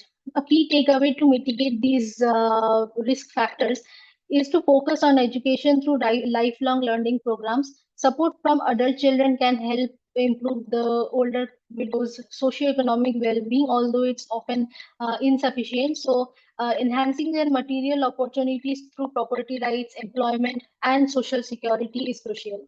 Self-help groups can offer economic and social opportunities, reducing exclusion from healthcare, and can thereby promote mental health. So addressing these issues require a multidimensional approach that includes education, financial empowerment, and social support programs tailored to the needs of older widows. These are the references. Thank you. Thank you, Ananya. This was a very nice survey-based study, very relevant to the topic of this particular symposium. Your findings are absolutely unlikely. They should be used. They should be used by the government and the NGOs, government agencies and the NGOs, to for the betterment of the conditions of the widows in various states. Thank you so much. Next, I would like to invite Hirangi, Dr. Hirangi Madhavan. Hello. Yes. If Miss Ananya can stop sharing her screen, I can start presenting. Ananya, will you please stop sharing your screen? Thank you. Yes, Dr. Hirangi, can you give your brief introduction, please? Can you please unmute yourself? Sorry Dr. about Hirangi. that. Yeah, it's okay. My name is Hirangi Madhavan. I'm a student at Data Institute of Social Sciences. I've done my master's from Arizona State University, and I've done my undergrad for University of California, Los Angeles. And so let me go ahead and present my topic. Sure.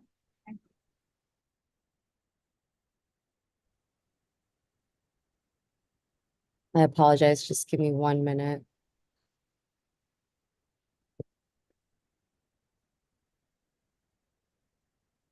I'm having a bit of technical difficulty. Just give me 2 seconds. I just have to relaunch Zoom really quick.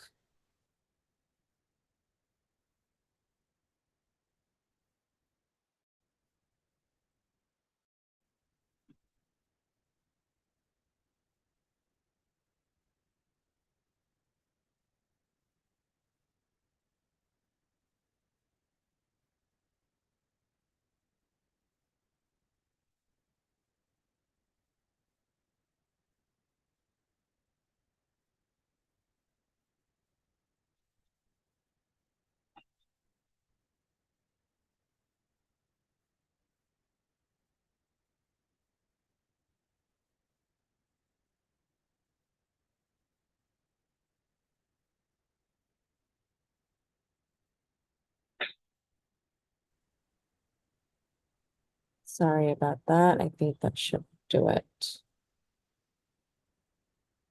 Is it sorted? Can you Yes. go ahead? Okay. Are you able to see my Great. screen? Yes, your slides are visible. Sorry, 1 second.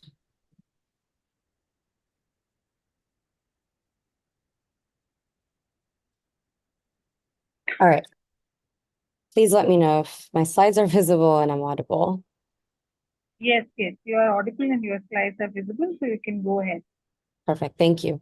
So I'm going to be looking at the gender differences in mental health outcomes among elderly widows using the Lassie data set. And as my previous presenter has gone over this topic as well, I'm just going to quickly go through the background and then I'll get into the research. So as discussed, there's of course a rise in population of individuals that are over the age of 65. This number, not just in India, but globally will increase to about 16% in 2050. With this growth of adults, especially the elderly, we're going to see a rise of widowed population, particularly among women who tend to outlive men, particularly due to their longer life expectancy, as well as marrying older men. And so in India, particularly, we have about 32 million individuals who are widowed. 24% of those are women and 7% are men. And this is based on the census data of 2011. So as you can imagine, those numbers have only increased in the last decade. So widowhood for women, it has societal, psychological, and economic consequences. Patriarchal norms in India tend to marginalize. They strip them of their social status, and they face exclusion from family, religious gatherings, and societal roles, which kind of compounds to something known as social death. Whereas widowed men also do face different challenges. They may not face the same societal marginalization or exclusion, but they still experience emotional distress, depression, cognitive decline, and loneliness. And so it's important and imperative to understand the gender differences and how both of these genders actually experience the phenomena of widowhood. So for this particular research, we utilized a multi-level approach to examine variables such as gender, living situation, and social and religious activity levels that shape mental health outcomes. The first question was obviously to understand the if there are differences between men and women. Of course, literature does suggest that women experience higher psychological distress due to economic dependence, social isolation, and restrictive gender roles. The other component was to understand the moderating effects of living situations on gender. So whether family members mitigate the impact of widowhood. Of course, study has shown that social isolation and isolation in general does have negative impact on psychosocial effects of widowhood. But it's also interesting to understand if co-residence or cohabitants does play as a buffering effect or not. And then, of course, other factors looking at age and education, as well as social engagement. Social engagement was qualified as religious or social gatherings. And then also understanding if urban or rural settings play an important role in shaping mental health disparities.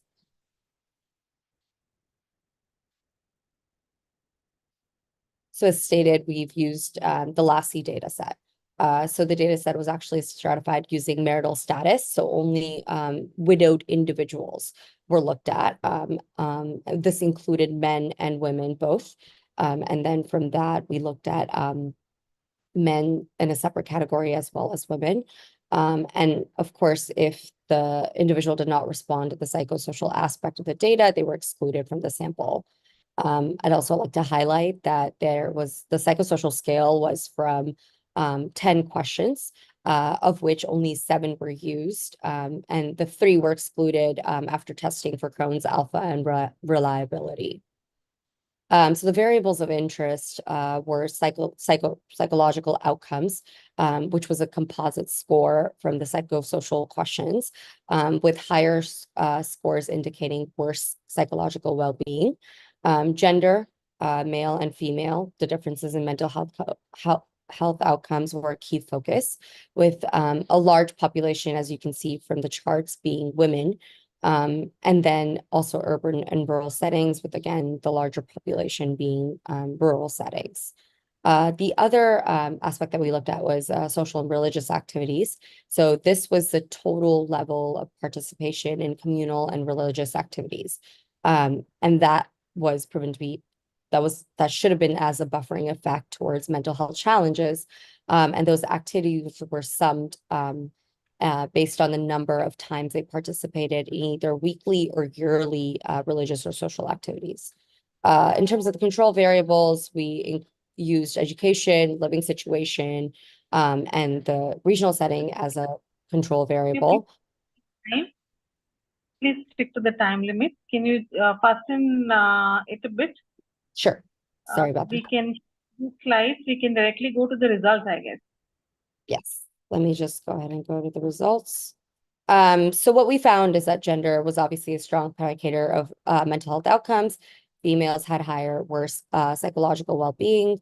And the other interesting aspect was that the living situation actually did not have any significant impact on the psychological well-being, nor did it interact with gender. And that's contradictory to previous research, which found that co-residence with family or children would play as a buffering effect.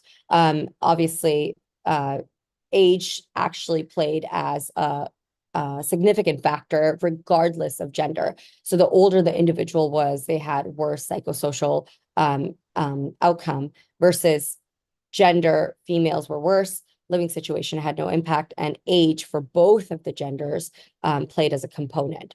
And in this particular setting, gender differences in terms of age, education, rural status did not matter, which means that whether men or women, they both had the same worse outcome in psychosocial in terms of education, rural status.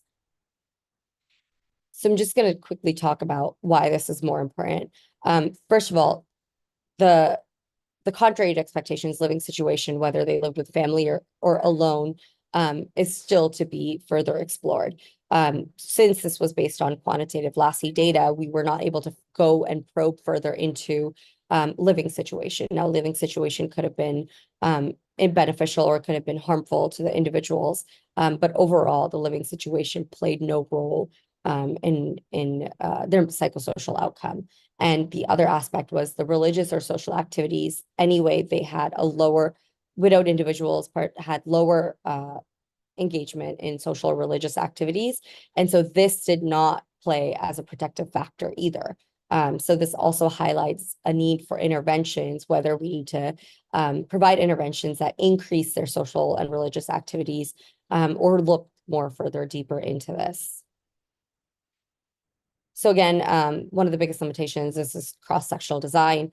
We cannot infer causality from these results. And the biggest point is that qualitative studies are needed to further probe into this data, whether you look at social activities and religious activities, or whether you look at cohabitants. There is a need to provide more in-depth studies that look at specific regions, whether it's urban or rural settings. And so I think overall, as my previous presenter and I've also presented, that there is a need to look further into widowhood itself as a phenomena. And it's specifically more important to provide qualitative studies that do the same. So I'll just wrap up there. Thank you. Thanks, Ms. Hirangi, for such an interesting talk. And yeah, this is really a very, very important aspect of longevity, that we really have to look into the well-being of mental well-being and otherwise even the physical well-being of the elderly individuals, especially the widowed ones, because they don't really have any emotional support available to them. Thank you, both of you. So now we will move to Shubham Sharma. Hello, ma'am. Am I audible? Okay, Mr. Shubham. Sorry. So yes, you are audible. Can you give your brief introduction and start with your topic and share your screen?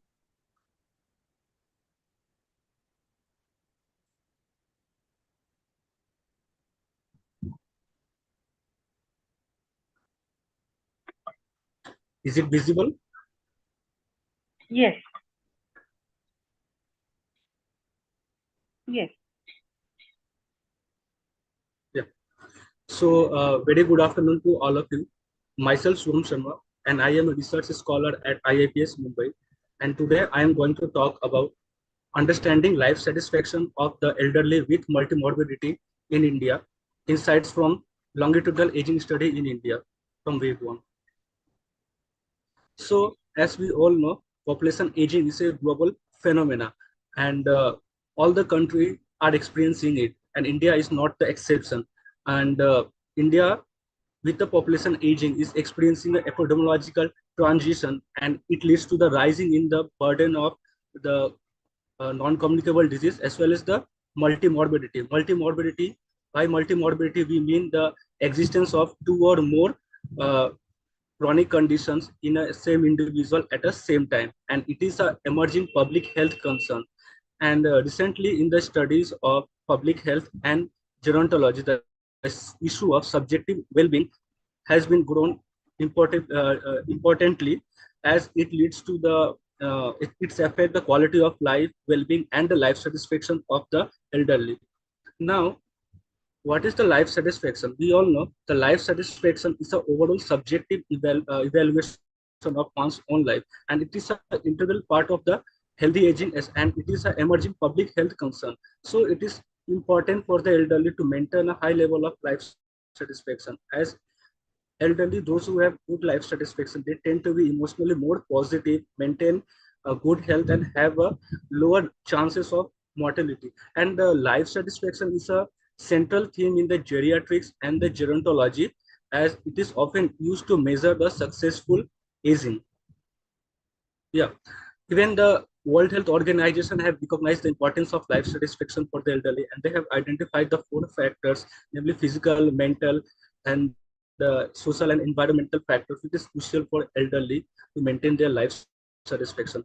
And in India, there is very less research on this issue, on how elderly who have multiple chronic conditions, they are subjectively evaluating their life satisfaction. And for to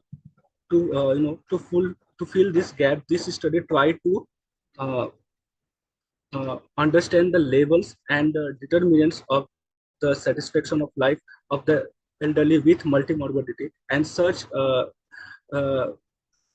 study may help in stimulating and developing the intervention strategies which will help elderly to maintain and enhance their life satisfaction despite having the chronic conditions. So coming to the research question, there are two research questions. First is, what is the perceived life satisfaction levels among the elderly with multimorbidity in India? Another one is, what are the different factors affecting the life satisfaction of the elderly who have multiple chronic conditions in India? And the research objectives are to understand the perceived levels of life satisfaction among the elderly with multimorbidity in India. And the second one is to understand the determinants of the life satisfaction of the elderly with multimorbidity in India. So coming to the data and method section. So for this study, I have utilized the LASI Web1 data, and for the sample size, this is the flow chart showing the selection of the sample for the study. So in LASI, the total sample size is 73,396, and among that, I have used I have included those elderly, those who are 60 plus, and among 60 plus elderly, I have included those elderly, those who are having 2 or more chronic conditions, and those respondents who are having the complete information of the life satisfaction, they were included for the study. So after that, I have got the final sample size for the study, that is 7,582. Coming to the description section. So for this study, the dependent variable is the life satisfaction. The life satisfaction that is used here is constructed using the DNR's life satisfaction scale, and this life satisfaction scale is a Likert scale of 7-point Likert scale, which is constructed using a continuous variable with a range of 5 to 35, where high score represent the higher life satisfaction and the lower represent the lower life satisfaction. Then I have also checked the internal consistency of the scale. The value comes out to be 0.91, which suggests that there is a high internal reliability of the scale. So that's why I proceed with that. And the explanatory variables are broadly categorized into 4 parts. They are socio-demographic factors, socio-cultural factors, health behavioral factors, and the health status factors, and their categories are described here.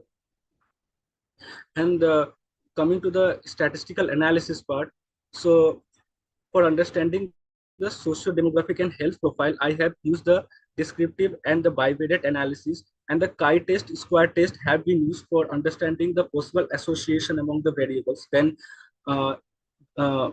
because the dependent variable is a continuous variable, so I have used the multivariate linear regression model to understand the predictors of the life satisfaction of the elderly with multimorbidity. And to check the assumptions of the model, I have applied the Jark-Bera test of normality, Bruce-Pagan test of heteroscedasticity, and the variance inflation factor for understanding the multicollinearity. And after the checkup, it was found that there was no violation of the assumptions of the regression model. So I proceed with this analysis. Coming to the result section. So this is the graph, shows the mean life, state-wise mean life satisfaction of the elderly with multimorbidity in India. Here we can see that the average mean life satisfaction score of the elderly is 23.91 in India, and the higher mean life satisfaction score was found in the states of the Gujarat, Daman, and Chandigarh. It can be attributed due to there may be good healthcare facilities, then active social cultural participation, and the lower life satisfaction score was found in the states of Rajasthan, Telangana, Andhra Pradesh. Next, this graph shows the level of mean life satisfaction of the elderly with multimorbidity by their background characteristics. So here the dotted line that you can see, the dotted line is the mean life satisfaction level, and this bar graph, which is beyond this dotted line, it shows that there is a higher life satisfaction level. So here we can see that in age and sex there is not such disparity, but in the rural-urban section, there is a disparity in the life satisfaction level, where urban elderly are having higher life satisfaction. Then moving to the educational status, here we can see that as the education level is increasing, the life satisfaction level is also increasing among the elderly. Similarly, in the case of income level, as the income level is increasing, the life satisfaction level is increasing. Here also we can see that in the living arrangement section, those elderly who are living with their family, they are having the higher life satisfaction level than their counterparts. Then those elderly who are engaged in the social participation, they are having the higher level of life satisfaction. Then those elderly who who are actively involved in the physical activity and having good self-rated health, they are having good life satisfaction level than their counterparts. And those elderly who are not having depression, they are having high life satisfaction as compared to those who are having depression. And this is the result of the regression model that I use for understanding the predictors of the life satisfaction of the elderly with multimorbidities. So here we can see that age, sex, educational status, then income level, living arrangement, and physical activity, self-rated health, and depression are the significant factors affecting the life satisfaction of the elderly with multimorbidity. With the robust factor is the education, where here we can see that as the education level is increasing, the beta coefficient value is also increasing. Similar in the case of the income level, as the income level is increasing, the beta coefficient is also increasing. It shows that the similarly, in case of the living arrangement, those who are living with the family, their life satisfaction level is high as compared to the counterparts. So coming to the discussion section. So this study determine the level and determinants of the life satisfaction of the elderly with multimorbidity in India. And the most significant factors that I have found for this study are the education, income level, living arrangement, self-rated health, social participation, physical exercise, and depression, where education and the income level were found to be the most robust factors for this. And apart from that, living arrangement, like those elderly who are living with family, having spouses, and actively participating in the sociocultural activities, are positively affecting the affecting their life satisfaction, because they are more socially connected, and they are getting the supportive environment which is influencing their emotional as well as mental health, which is important for the subjective well-being of the elderly. And lastly is the depression, which is significantly associated with the life satisfaction, and it is negatively affecting the life satisfaction. This underscores the importance of the mental health of the elderly for maintaining their life satisfaction. So yeah, coming to the limitation part. So the study is cross-sectional in nature. That's why it is not able to establish the causal relationship among the variables. And due to the self-reported in nature, there may be a chances of recall and social desirability biases. Then using objective measures of well-being like clinical assessment may provide more useful insights to this, and adopting qualitative approaches can get more in-depth information on this issue. Yeah. So coming to the conclusion part, yeah, I will conclude by saying that this study provide a comprehensive insight into the levels and the determinants of the life satisfaction of the elderly with multimorbidity in India. And this study not only confined to the academic domain, but also this study have a practical policy implication by promoting social connections, addressing the socioeconomic disparities, integrating mental and physical health intervention, which are essential strategies for enhancing the life satisfaction of the elderly with multimorbidity, and which is important for achieving the goal of successful aging in India. Yeah, thank you so much.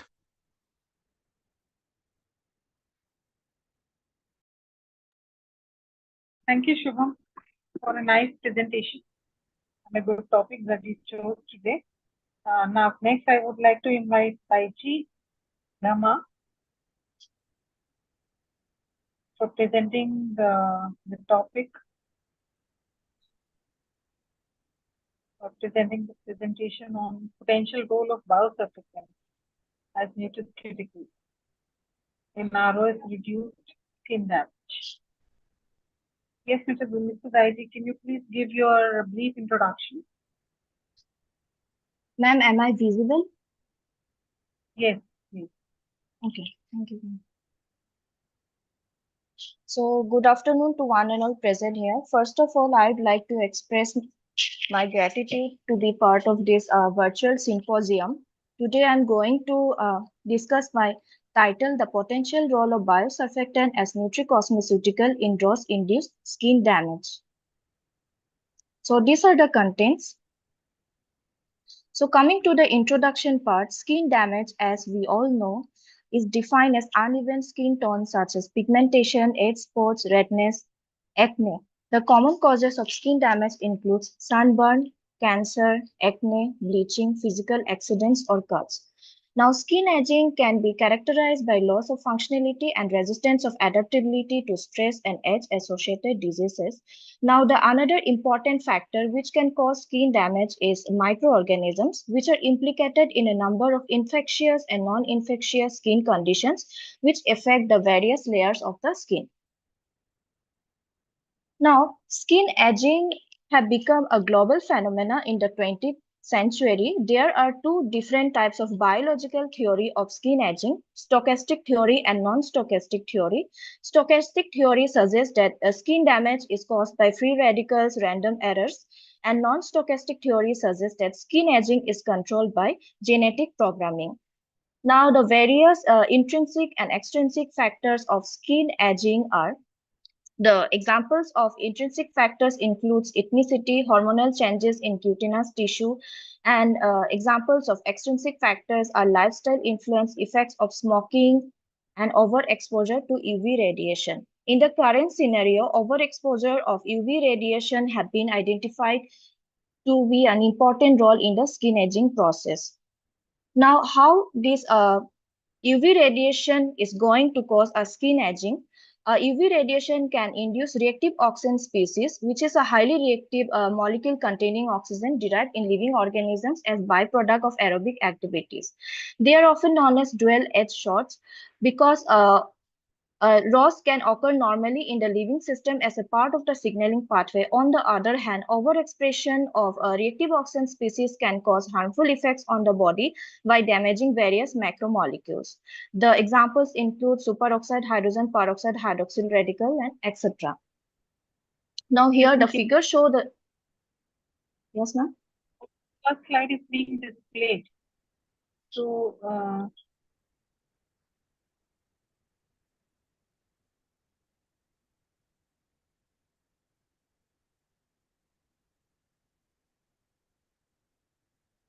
yes, ma'am. Hello. Okay.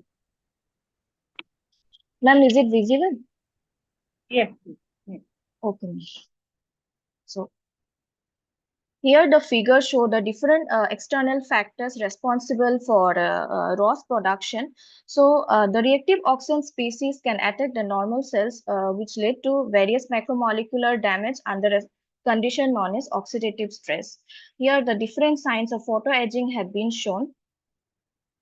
So this is one of the molecular mechanisms of skin aging by reactive oxygen species, which have been reported by many literature. So here the UV radiation by sunlight can induce reactive oxygen species formation, which can go and bind with the cytokine receptor on the skin cell membrane. This can then activate two signaling pathways. One is the MAP kinase pathway and another is the nuclear factor kappa B. So these two different signaling pathway can go and bind with the MMP promoter, which leads to the activation and production of different MMP protein, which is responsible for collagen degradation and photoaging process. Now, similarly, here the mechanism of skin damage caused by disease-causing bacteria have been shown. In the normal skin, the different layers of the skin is protected by microbiological barrier hydrolipidic film.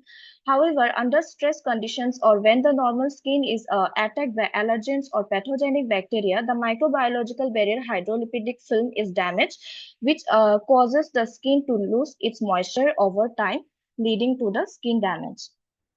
Now, in order to counteract the skin damage caused by reactive oxygen species and certain microbes, the idea of developing nutricosmeceutics have been adopted. Nutricosmeceutics, it's a latest term in beauty industry formed by amalgamation of the term cosmeceutical and nutraceutical. It is basically a bioactive compound which is intended for health, our health benefits. So the development of nutricosmeceutics basically involve a delivery vehicle for bioactive compound. In our case, a biosurfactant is the bioactive compound which have been extracted from gram-positive Cochuria marina DAC2, which was previously isolated from the soil of NIT Durgapur. So here the important role of antioxidant against reactive oxygen species have been shown. Basically, there are two different types of antioxidant, endogenous antioxidant and exogenous antioxidant. During the aging process, the endogenous antioxidant present in our body declines. Hence, the importance of exogenous antioxidants comes into the play. Hence, nutritional supplements containing exogenous antioxidants becomes important to protect ourselves against ROS-induced skin damage. Similarly, the mechanisms of antimicrobial compound on human skin have been shown here. Biosurfactants can be used as an antimicrobial agent to prevent microbial growth on the skin surface. They can form pore-bearing channels by self-associating their molecules to trap the microbe in between the aggregates, which prevents their growth. Now, these are the different applications of biosurfactant. You need to stick to the time. You have another 5 minutes to go. Oh, okay, ma'am. Okay, yes, ma'am. So these are the approach to overcome the challenges of biosurfactant. So in our case, we have chosen hydrogel as delivery vehicle due to its several advantages. These are some of the important properties of hydrogel, which makes it one of the good delivery vehicle for topical system. So these are the materials and methods. Coming to the results and discussion part, first of all, here, the screening results for biosurfactant production by different methods have been shown. From oil spreading assay and drop collapse assay, the positive results of biosurfactant presence have been detected. Here, the addition of biosurfactant can reduce the oil surface tension in oil spreading assay as well as drop collapse assay. Next, C-tab assay was performed, which showed the presence of biosurfactant by forming a dark blue color surrounding the wells. Then we extracted a biosurfactant from the cell-free supernatant, and the absorbance spectra of extracted biosurfactant showed maximum absorbance at 265 nanometer wavelength. Then characterization of extracted biosurfactant was done by TLC analysis, which showed the presence of sugars, amino acids, and fats. FTR analysis was also performed, which showed the presence of different functional groups present on the biosurfactant. HNMR and CNMR analysis have also been performed, which show the presence of aliphatic chains, presence of aromatic compounds. CNMR indicated the presence of different alkane groups and tertiary carbon atoms. Thus, the characterization studies showed the complex glycolipid nature of the biosurfactant. Next, antioxidant activity of biosurfactant was performed by DPPH assay and Abitase assay, which showed its radical scavenging activity. Then antimicrobial activity of biosurfactant was performed against 3 different bacteria. Here, the biosurfactant showed its antibacterial activity at increasing concentration of 32 mg per ml. Then we have performed preliminary study for hydrogel formulation by using different ratio of sodium alginate and gelatin, and from the tube inversion method, a 2:5 ratio of alginate and gelatin showed good and stable gelling property. Then we perform porosity test, and from the porosity study, these are the results that we have obtained. So based on these two results, 2:5 ratio of sodium alginate and gelatin have been selected to further encapsulate different concentration of biosurfactant. Then here swelling activity of hydrogel have been performed, and it was observed that hydrogel encapsulated with 16 mg per ml biosurfactant showed a good swelling percentage, followed by 32 mg per ml of biosurfactant. Then a further study was performed to understand the bioactivity of hydrogel encapsulated biosurfactant, and it has been observed that hydrogel encapsulated with biosurfactant has good scavenging activity towards DPPH and ABTS radical. Then we also perform antibacterial activity of encapsulated hydrogel with biosurfactant, and it has been observed that biosurfactant encapsulated with 16 and 32 mg per ml of biosurfactant has good antibacterial activity against the 3 different bacteria.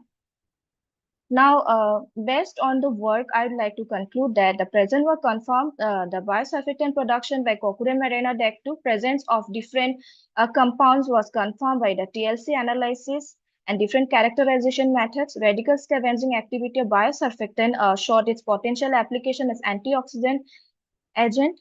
Good swelling and porosity indicate the water holding capacity of hydrogel, which may allow better release of metabolites. Antioxidant and antimicrobial activity of hydrogel loaded biosurfactant indicated its potential application to target skin damage. However, further research should focus on optimization, characterization, and stability of developed hydrogels. These are my publications. Lastly, I would like to thank my supervisor, Dr. Devjani Datta, for her guidance, immense support, and motivation in carrying out this work. Thank you so much. Thank you, Ms. Taiji. It was a very nice talk, exemplifying the role of biosurfactants in nutraceuticals and in ROS-induced, that is oxidation reaction Yes, in that. Thank you so much. So now we are open for question and answer session. Thank you, ma'am. Let me just see if there are any questions.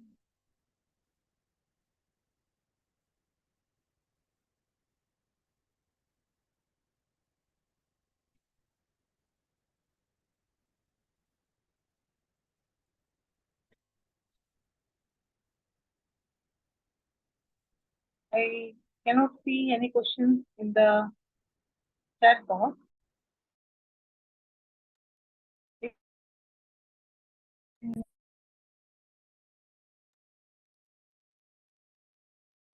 Ask, unmute yourself and ask.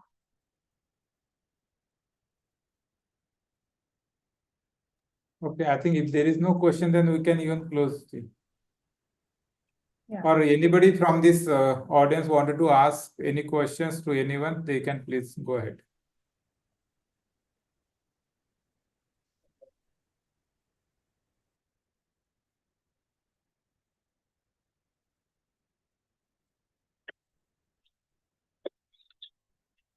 Okay, I think the people might have tired. They don't wanted to ask questions, even must be hungry. So I think let us close this session. So let me thank Professor Vandana Gupta for smooth conducting this technical session. Thank you so much, ma'am, for conducting very nicely conducting these sessions. I also thank all the speakers for their presentations. Thank you so much, and I hope that you must also attend the afternoon sessions as well. Thank you. Bye-bye. And we'll come back around 2 o'clock. Yes. Yeah. Chalo then. Bye-bye.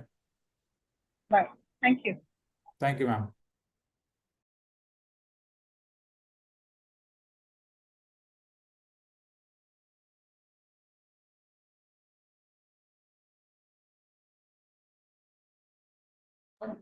Dhananjay sir, I have a lunch.